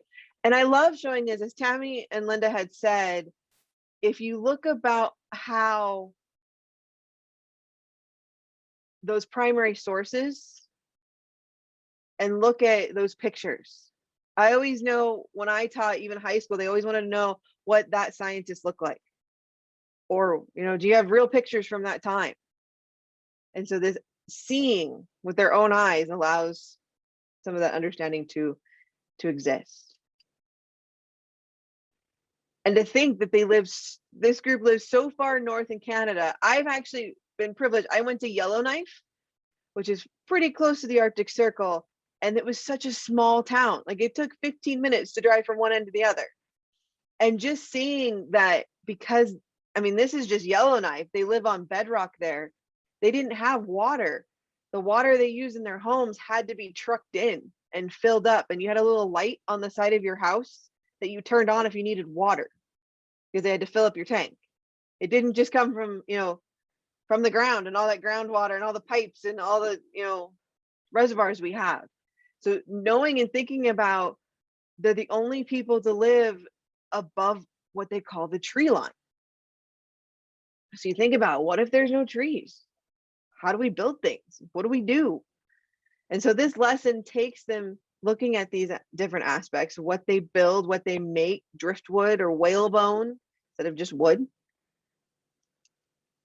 On the land, they're going to use dog sleds, steel skin, whalebone frames. And so what this does is, as you're going through those PowerPoints, it gives them the chance to write information about the Great Plains and the Inuit people. And they can then compare and contrast using their Venn diagram to look at the differences and similarities. And it does help. All of our lessons come with answer keys when needed. They come with rubrics when needed as well. So they're going to compare and contrast that information and create that Venn diagram. So the products that you will get out of this lesson is students are going to gather information from written and visual sources. They're going to compare two cultures in an expository writing, and they're going to reflect upon how our environment impacts our lives. I know a lot of us right now, right, are very, very happy to have air conditioning. So they have that tie that, you do what we've got to do. All righty. Would you use this lesson? Woohoo! I like it. Love to see part of it. Good. That's what I want to see. I want to see that you're taking parts of it and making it your own.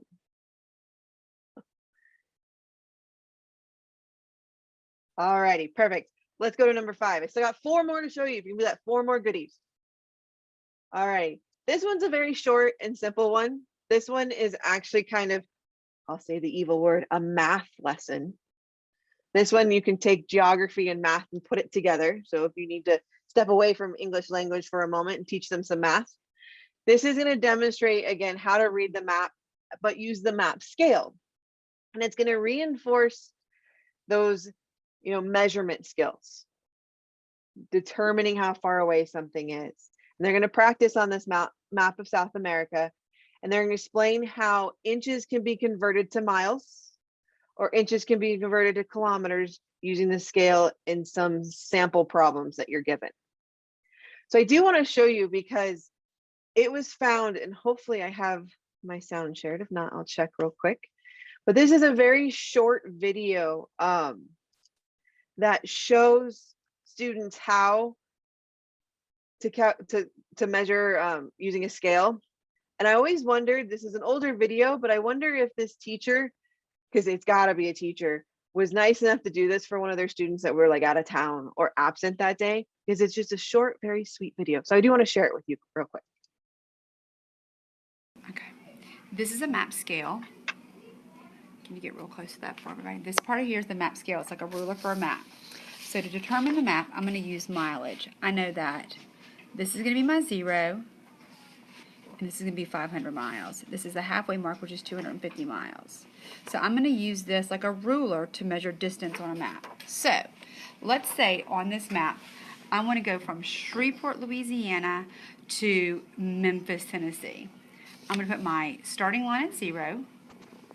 I'm going to line my paper up, and I can easily see that from Shreveport to Memphis, it's going to end at my 250 mark. So it's about 250 miles away. It's the distance. Now let's say I want to go farther than that. Let's say I want to go from Shreveport, Louisiana to Charleston, West Virginia. Well, I know from Shreveport to right about here in Kentucky is 500 miles. So I'm going to leave that little mark, start it over again. And from 500 miles, which is 0 is now 500, Charleston, it's close to the 250-yard line, the 250-mile line. It's a little bit close. So I'm going to say 200 miles. So the distance is going to be 500 plus 200 equals 700 miles. And that is how you use distance on a map. I just love that video because it's so simple to the point, and you can tell she's a teacher because you hear the voice disappear as she's looking over at some kiddos that are probably working on a station.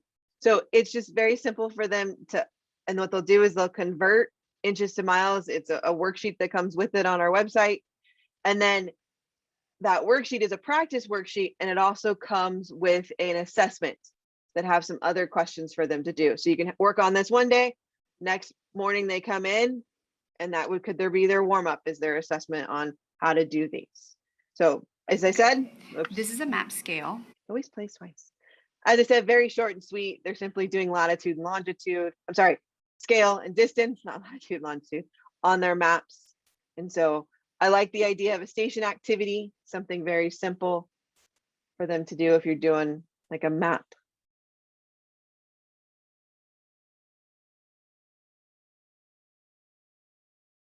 Perfect. I see yeses. I see maybes.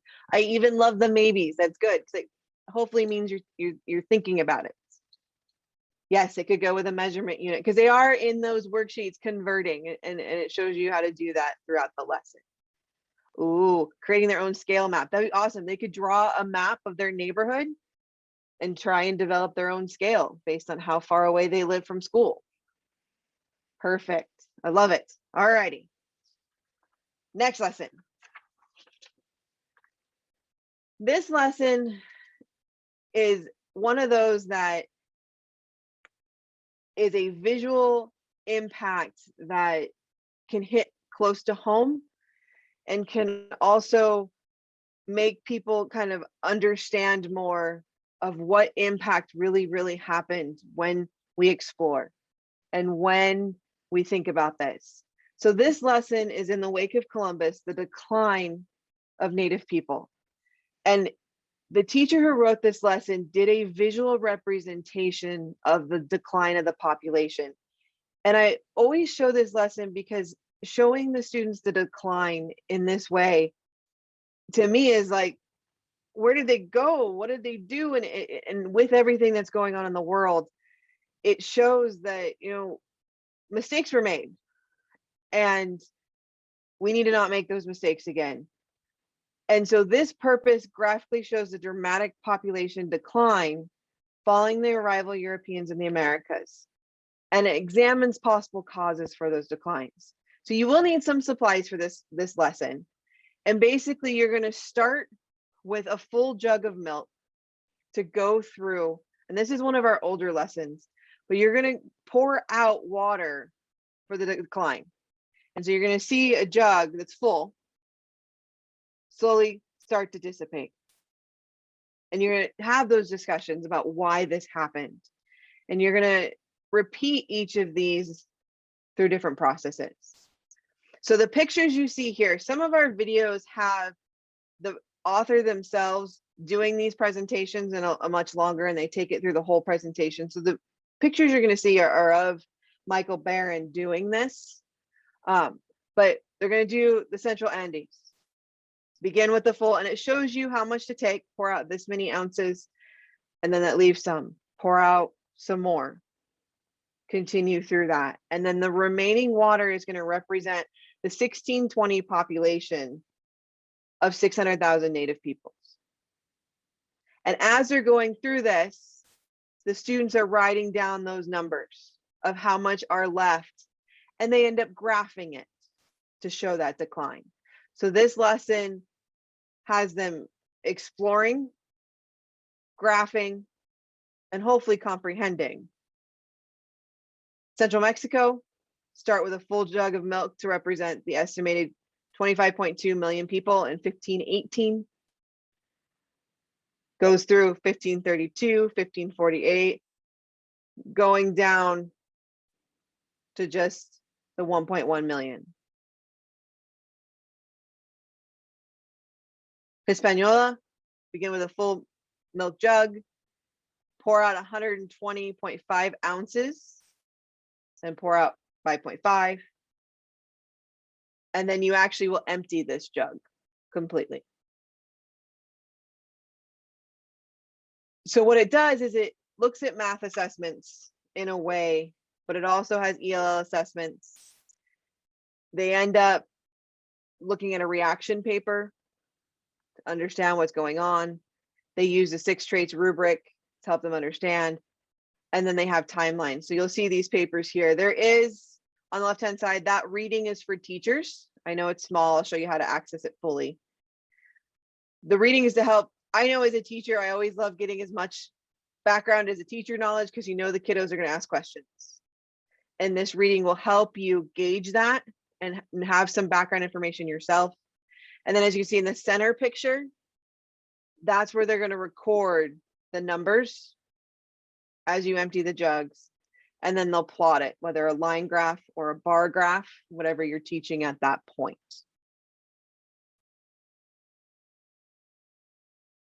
And so it gives you that visual representation.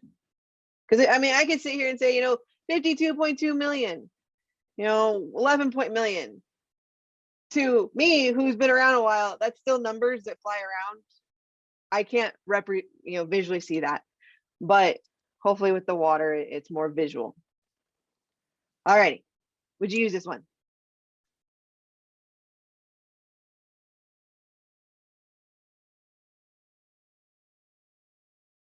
Glad to see. Yes, yes. And I'm glad that the visual representation, I was a visual learner, so anything I could see is so much better than in words. And we have tons of map skills and maps. We have an entire section, and I'll show you that here in a minute. And not sure is perfect. Alrighty, I got 2 more for you. We're still going.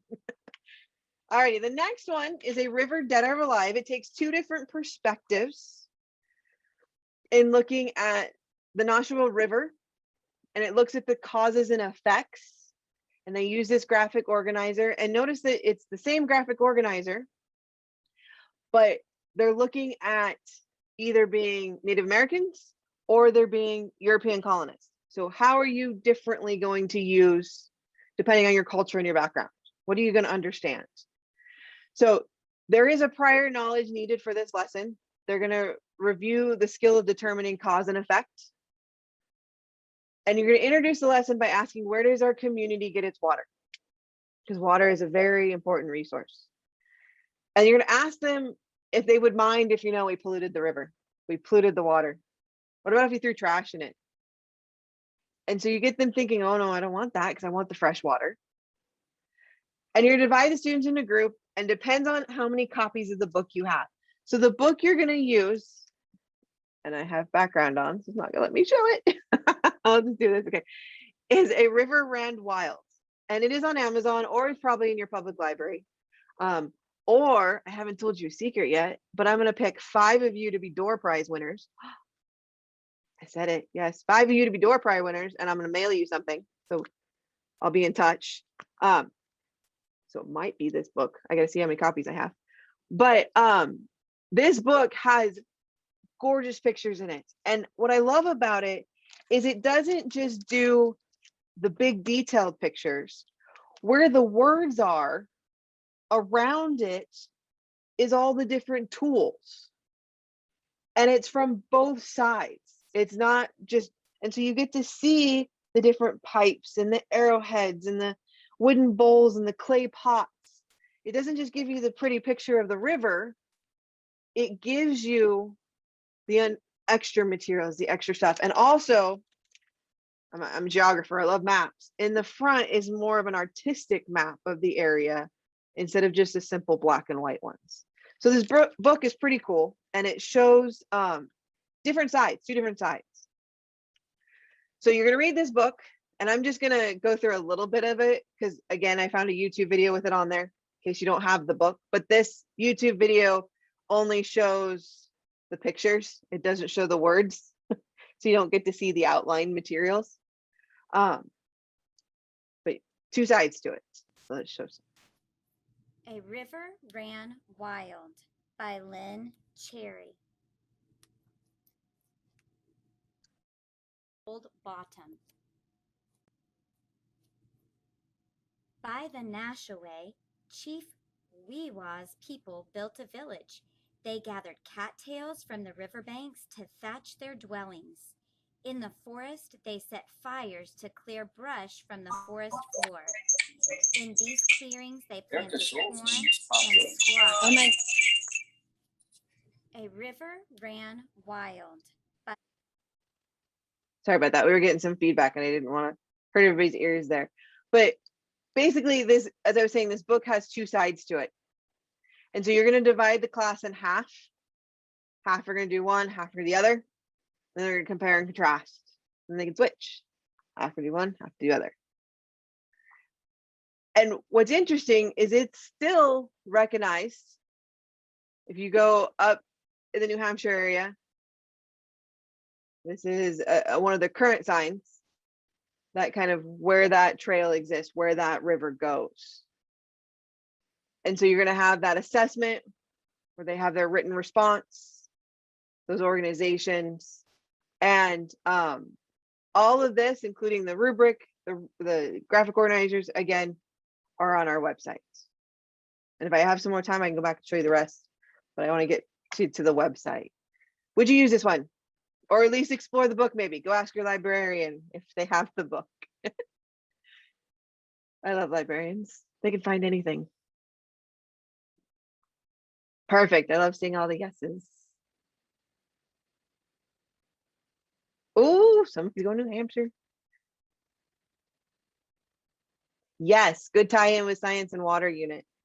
There was a school in the West Valley that I visited that amazed me with their ability to take a book and put it not only in English, they had it in math, they had it in science, and they even have a farming class, and they were growing things that related to the books. So it's amazing. You guys, teachers are amazing. You guys managed to put everything everywhere, and I love it. Alrighty, the last one I just picked because it's kind of fun, and I look back on when I was an elementary student, or at least in school, K-12, and the things I remember is that when they let me explore a city or a country, when you do a report, or you get to look up the economical and the political and the cultural aspects of a place. And that's always what stood out to me. It's one of the things that I remember from my schooling. And so this lesson plan can be used for many grades, and it can also be put through anywhere, whenever you want. If you've got, you know, a cultural night coming up, you can have them do that. If you've got, I know some schools do different nights. My mother-in-law, who taught fourth grade, always would have these open houses where they'd have all the pictures up on the walls and what the kiddos did. So they do have to have a little bit of knowledge of how to find information on the internet, or you as a teacher have to pull that information down for them. So you're going to select, prior to this lesson, you as a teacher are going to select an Arizona City's website to show an example. So like tempe.gov or mesa.gov. A lot of our cities have these websites that show everything and anything you could do there. Like if you want to go visit Flagstaff or Yuma, where I know some of our participants are, websites to show us what to do is amazing. So you're going to project a tourist travel website for one of these cities, and you're going to look at those recreational features. You're going to look at the outdoor sporting, you're going to look for the economic activities, and you're going to kind of give them an example of how to look for this information. Then you're going to ask the students to pair share. So I'm going to actually have you do this right now. I want you to think for a minute. I want you to share in chat, not just a yes or no this time. So if you've got it typed in already, I'll have to change it. Where would you like to visit and explore? But just like your fourth graders, you can't tell me Disneyland or Disney World. You got to tell me the city the amusement park's in. So if you would, take a moment. Where, if you could explore anywhere, no money, you are in Star Trek decades and can teleport wherever you want, where would you go? Where would you explore? Ooh, Australia, Italy, Vietnam, Paris, Venice, Japan, Alaska, Netherlands, Greece, Scotland, Maui, Ecuador. Ooh, guys, I want to like write these all down and be like, this is where we're going. Brazil. Oh, that'd be nice. Wonderful. Missouri.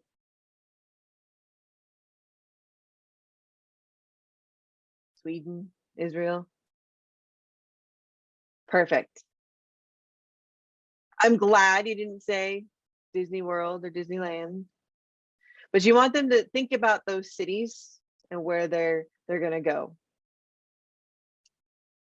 I'd like to explore Arizona too, because we live here, and my heart breaks a little when I hear people haven't been in the Grand Canyon or haven't been, Yuma's got a territorial prison down there that is amazing to explore, all the different agriculture.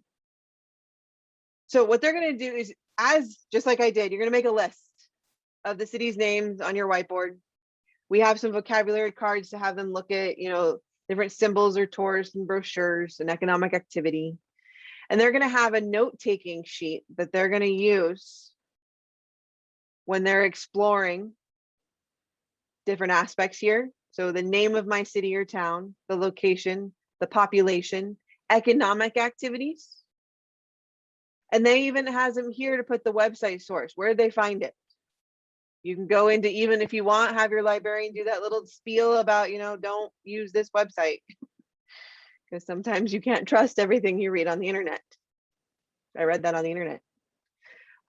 Recreational features, national or state parks. We have a national, for Arizona, if you're exploring somewhere in Arizona, we have the national versus physical feature, or physical and human features map that show different, natural and everything that's there. Stadium arena sports, maybe they want to go to Glendale and go to the different arenas. Outdoor sports, theater events, museums, and so forth. And then they can identify those recreational features. Good words to make people want to visit my city or hometown. You're not going to say that it's gloomy. It always rains here, unless they like rain. I would love to go somewhere there's raining right now, but that's because it's 100 and what? Oh, it's not even 100 out yet. We're still there. So scoring guide here also comes with this lesson. And I forgot to add the slide for this one, but yes, grammar. Is that not on there? Or do we have that on there? I'll fix that. So I didn't get a chance, but would you use this lesson? Would you find a way maybe to tie this in? If you would or not, please put yes or no in the chat. And I'm going to pull up, I'm going to switch screens real quick. I got about 3 minutes and I want to show you where to find all this stuff. Oh, I like to hear that you can tie it into several areas. That's very, very good to hear. Alrighty. What I want to show you now, Linda had put the link up in chat before, but I want to share with you our website. So I'm going to put it in chat as well once I get my website up there. Can you see a Chrome website? I see some shaking heads. Good, good. Yep. Oh, Linda, did you put that in chat? I saw one chat. You're amazing. I'll put it back. Oh, thank you. I'm trying to grab Yep. both three. So as I was saying, all of these lessons I just showed you, all 8 of them on our website. So let's say you're that math teacher and you want, or I'm sorry, you're the English language teacher and you want to go to geoliteracy lessons. And these are all of our lessons. So it can become a bit overwhelming because I can sit here and scroll and still talk to you and go, oh my God, there's so many things. But they are by grade level.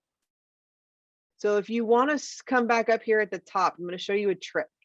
So all I did was on our website is I clicked geoliteracy lessons and it brought me here. I can filter by grade level. So let's say I need that 4th grade lesson.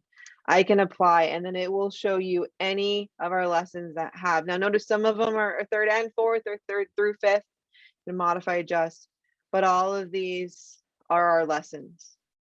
Now let's say you need to figure out a lesson for a specific standard.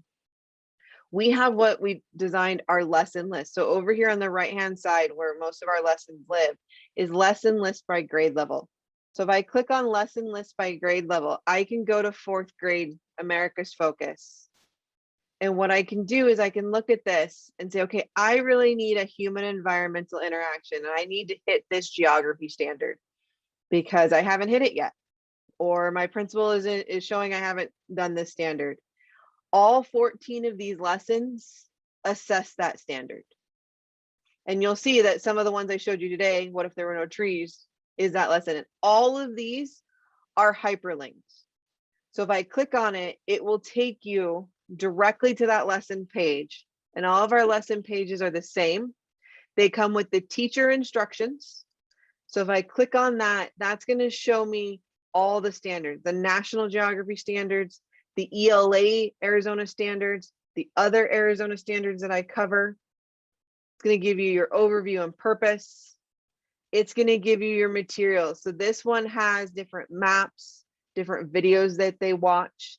And then it's going to give you your objectives. I don't know about you, but I had to write those on the board. What objectives are going to do for that lesson.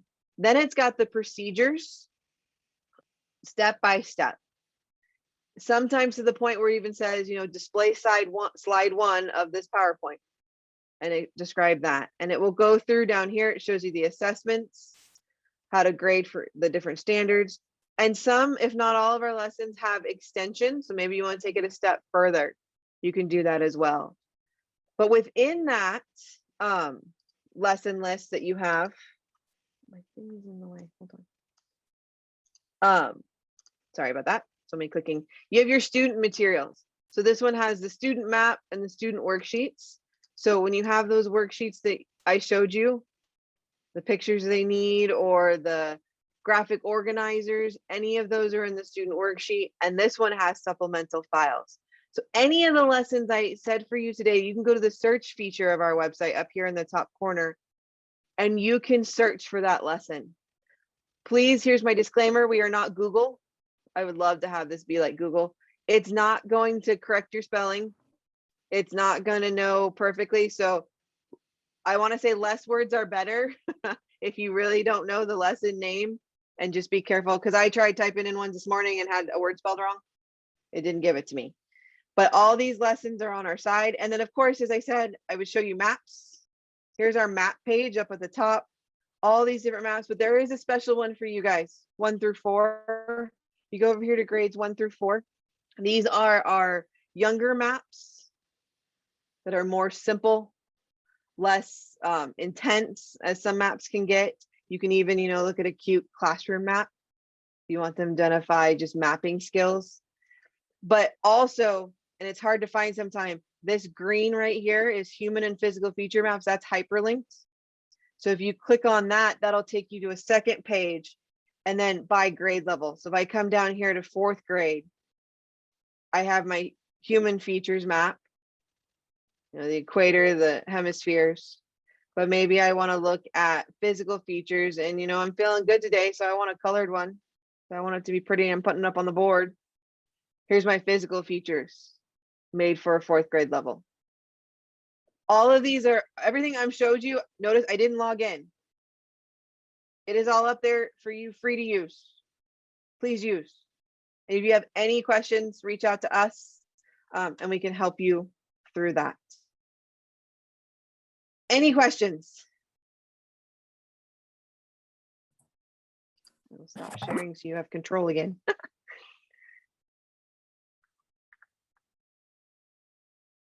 Yeah, definitely, I recommend going to using ASGIS maps. I've used them many, many times in my classroom, and they're fantastic. So, all right, I think with that, if we don't have any more questions, we're going to turn the time over now real quick to Jordan Cyrus, who's going to talk to us about the Capitol Museum and let you guys know about some of their resources that they have available to you. And then I will come back on at the end to share a last few minute things with you guys and attendance issues. So with that, I'm going to turn it over to Jordan. Hi, thank you, Linda. I am Jordan. I am the education coordinator at the Arizona Capitol Museum. I don't have video today, but I do have a quick presentation. So give me 1 second while I get that screen shared.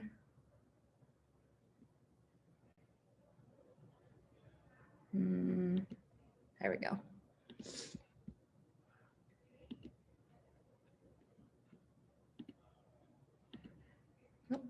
Okay. So I'm going to share a little bit about the museum's tour program, as well as a virtual field trip program that we originally created in response to the COVID-19 pandemic. While this served as a way for us to continue to reach students during the museum's closure, we are going to continue to offer this program. And for those of you who are looking for sources to incorporate social studies with your other subjects like ELA, the virtual field trips videos and assignments are great resources to use nonfiction narratives to bridge the two areas of study. So to start off, for those of you who are unfamiliar with the museum, the Arizona Capitol Museum is located inside Arizona's historic state capitol building in Phoenix. So we are at that Capitol complex. Construction was completed and the building was dedicated in 1901 as Arizona's territorial capital. And then when we became a state in 1912, the building became our state capitol. Although due to overcrowding, a number of additional buildings were created around the original state capitol building. Eventually by 1974, the government had entirely moved out of the original building. And in 1979, the building was officially dedicated as a museum to share Arizona's governmental, political, social, and cultural past. A restoration was completed on the building in the early 1980s to return it to its original appearance. The museum's tour program, also established in 1979, supports Arizona's social studies standards with an emphasis on government and civics. And then some of our fourth grade standards covered by the museum are up on the screen now. One example is using maps to review changes in the Southwest region of North America over time and examining how those changes impacted the people of the area. And then in an effort to best serve the educators who visited the Arizona Capitol for field trips, we have developed an online virtual field trip that connects Arizona students to Arizona's history and cultural past.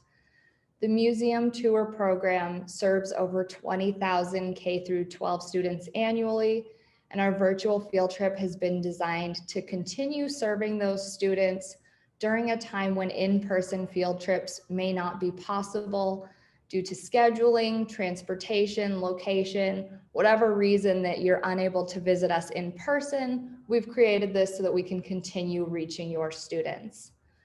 The virtual field trip consists of a filmed recording, approximately 45 minutes long, that follows Arizona's journey from westward expansion through statehood, pre and post tour activities, and an opportunity to interact with a museum educator through either a live Q&A or a digital question form.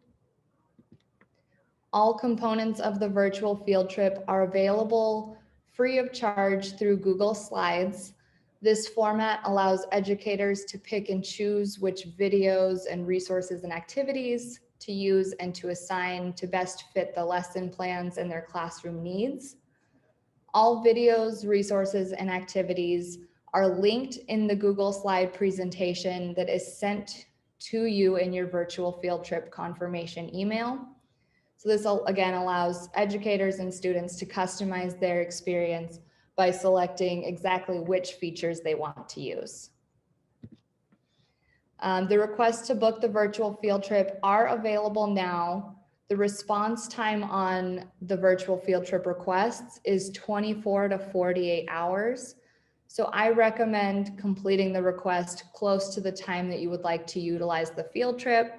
If you request it too far in advance, it sometimes gets just lost in your email. You have to dig through it. But of course, you are always welcome to request at any time. Once that link is sent to you, you have it. You will never lose access to it. So you can revisit it whenever you would like. And then the link to book the virtual field trip, the link to book, the virtual field trip, it's up on our website. And then you can also visit our website for updates on the tour program and currently available educator and student resources. We also have an educator guide with more information on what the virtual field trip includes up on our website. And the museum will be resuming our in-person tour program for the 2021-2022 school year.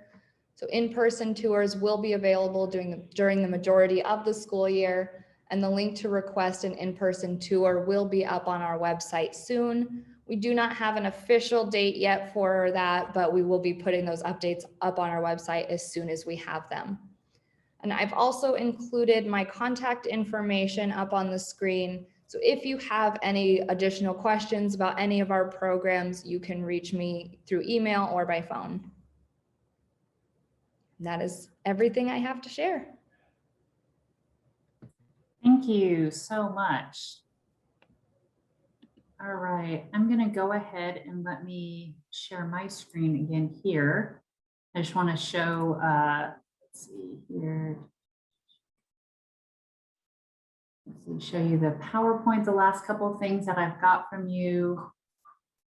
Let's see, let's go to this current slide. All right, so we do have more professional development. We have more seminars like this. We've got one on media literacy coming up. If you don't have the QR code, I will be sending this to you in a little bit. I did want to show you our webpage here and what we have available for it. So let me go out to my internet here real quick. Let's see. Are you guys still seeing all of this? Yes, Linda. In the chat. Okay, thanks. My screen went wonky again. So real quick, let's move this. Actually, here, this is what we're going to do. All right. Let's see. Can you see the website? Yes. Okay, good. All right, perfect. So on our standards Linda, page, we lost you. Do Oh. you want me to pull it up and share? there we go. How's that? Got it. Okay. So this is our website here. We have the ELA social studies and ELP crosswalk for you guys. If you click on this link, it will take you straight out and show you, well, I'll show you here real quick. We've got a few minutes. Exactly. So when you are teaching social studies standards, you can tie it directly to the ELA standards that are there and the ELP standards. And then it's got some rationale and information for you as well. Another great place to come are the PD videos here, which we will have like all of our recorded seminars here, plus the slide decks that we're posting out here for the seminars that we're doing and will be doing for you. Linda, we have a question on what website this is. This is the ADE website. Do you want to put that in the chat? I'm going to go ahead and do that. Tammy, great. So this is the ADE website that we have the webinars recorded for you. If we go back and then we also have here a resources page that I'll just take a minute here. You can click on the K-8 band and then you click 4th grade resources. And here it's got the storylines for you, all the content that you would be teaching in 4th grade. And as you scroll down, it's got a whole bunch of websites and then a rationale and then links to the different websites for you as well.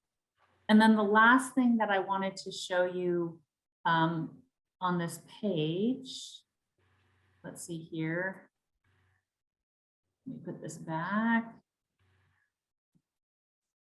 Is our newsletter. So we do a newsletter that we archive here.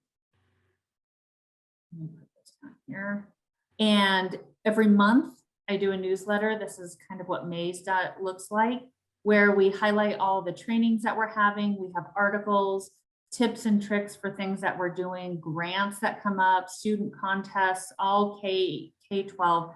If you do not receive our newsletter, I highly recommend, if you want to get our newsletter, you can in the chat type your email address. That's probably the quickest and easiest way to get our newsletter. And then you'll start getting the first newsletter 1st of August. And then the last thing that I wanted to share with you before we go was I had talked to you guys about econ lessons. And so like the Arizona Geographic Alliance, we also have a great local resource called the Arizona Council on Economic Education. And they do trainings periodically, which we post on our website and in our newsletter that you can get. But one I wanted to show you that was resources here is Econ EdLink. And here I'll copy this and I will type this into the chat. I will also put it into the email that I send out to you guys with everything here. But if you click classroom resources, or if you come down here and just click grades 3 through 5, and then this is all the resources, which is great. It's got stuff for you as an adult, so you can educate yourself maybe on some economic things that you didn't know about. But if you come down over here and just click lesson and then click apply, like the C3, like ASGA, they have already pre-made lessons that are geared for this grade band of 3 through 5, where you can come out here and here's one about pizza and prices. So as you look at what you're covering with, like say with your reading curriculum, and you identify some of the gaps that are missing in that, what you can do is come out here and find econ lessons that are already excerpted, they're pre-made. I've used them myself multiple times. They're really well done, student-centered, and they've got all different kinds of lessons here where you can adapt and bring in some of that econ that maybe you weren't getting before. Can I add something, Linda? I'm sorry. Yeah, no, absolutely. Pop in. Okay, so, and sometimes we think, well, how do we fit econ into the history and the civics and things like that? But think about ways it relates. For example, one of the things that you'll be teaching in 4th grade is that idea of the Columbian exchange. So I would use that pizza lesson. Maybe I would use that pizza lesson to talk about, we talked about how we have different foods. I used to do an inquiry on, why do we have pizza here in the United States? Where does it come from? To talk about the exchange, but you can make these little connections to themes or ideas that might be in other parts of the standards and bring in an econ lesson. We did have a question in the chat. Yes, you'll be receiving an email after this workshop, and it will have the PowerPoints with all the resources linked. And we are also recording this, so we hope to have it up on our webpage. Yes, and if you miss it for some reason, again, if you click this, the PD videos link, take it out there, and there's a section for the S5, for the summer seminar series that we're putting on for this summer. And that will have the recording if you miss something, as well as the slide deck too. And I think then with that, real quick before we go for attendance purposes, I would like for you to please type your first and last name into the chat for me. And that way I can assure that you get your attendance noted. It will take me a couple of days to do it. So wait until you receive an email from me. Once you receive an email from me, I will, then you can go back into the AD system. It will prompt you for a survey. Once you complete that quick survey, which we really want to know, like any comments, what was great, what would you like to have seen more of, what we're maybe confused about, what we can do better to serve you guys, that would be great. And then after you complete that survey, at that point in time, then you can print out your certificate. It will also be stored in the ADE Connect system. So that way, anything you want to do, you can print it out later. If you're like me and you can't find a certificate, it's always stored out there for you. And with that, I'm going to stop sharing my screen. And thank you all so much for coming today. Again, if you didn't put your first and last name into the chat, please do so we can get your attendance. And if you'd like to be included in the newsletter, include your email as well. And Linda, I've also just put a quick survey for us, our organization. If you could take it real quick, it's very, very simple. That would help as well. Awesome. Thank you all so much. I'm going to go ahead and stop the recording now.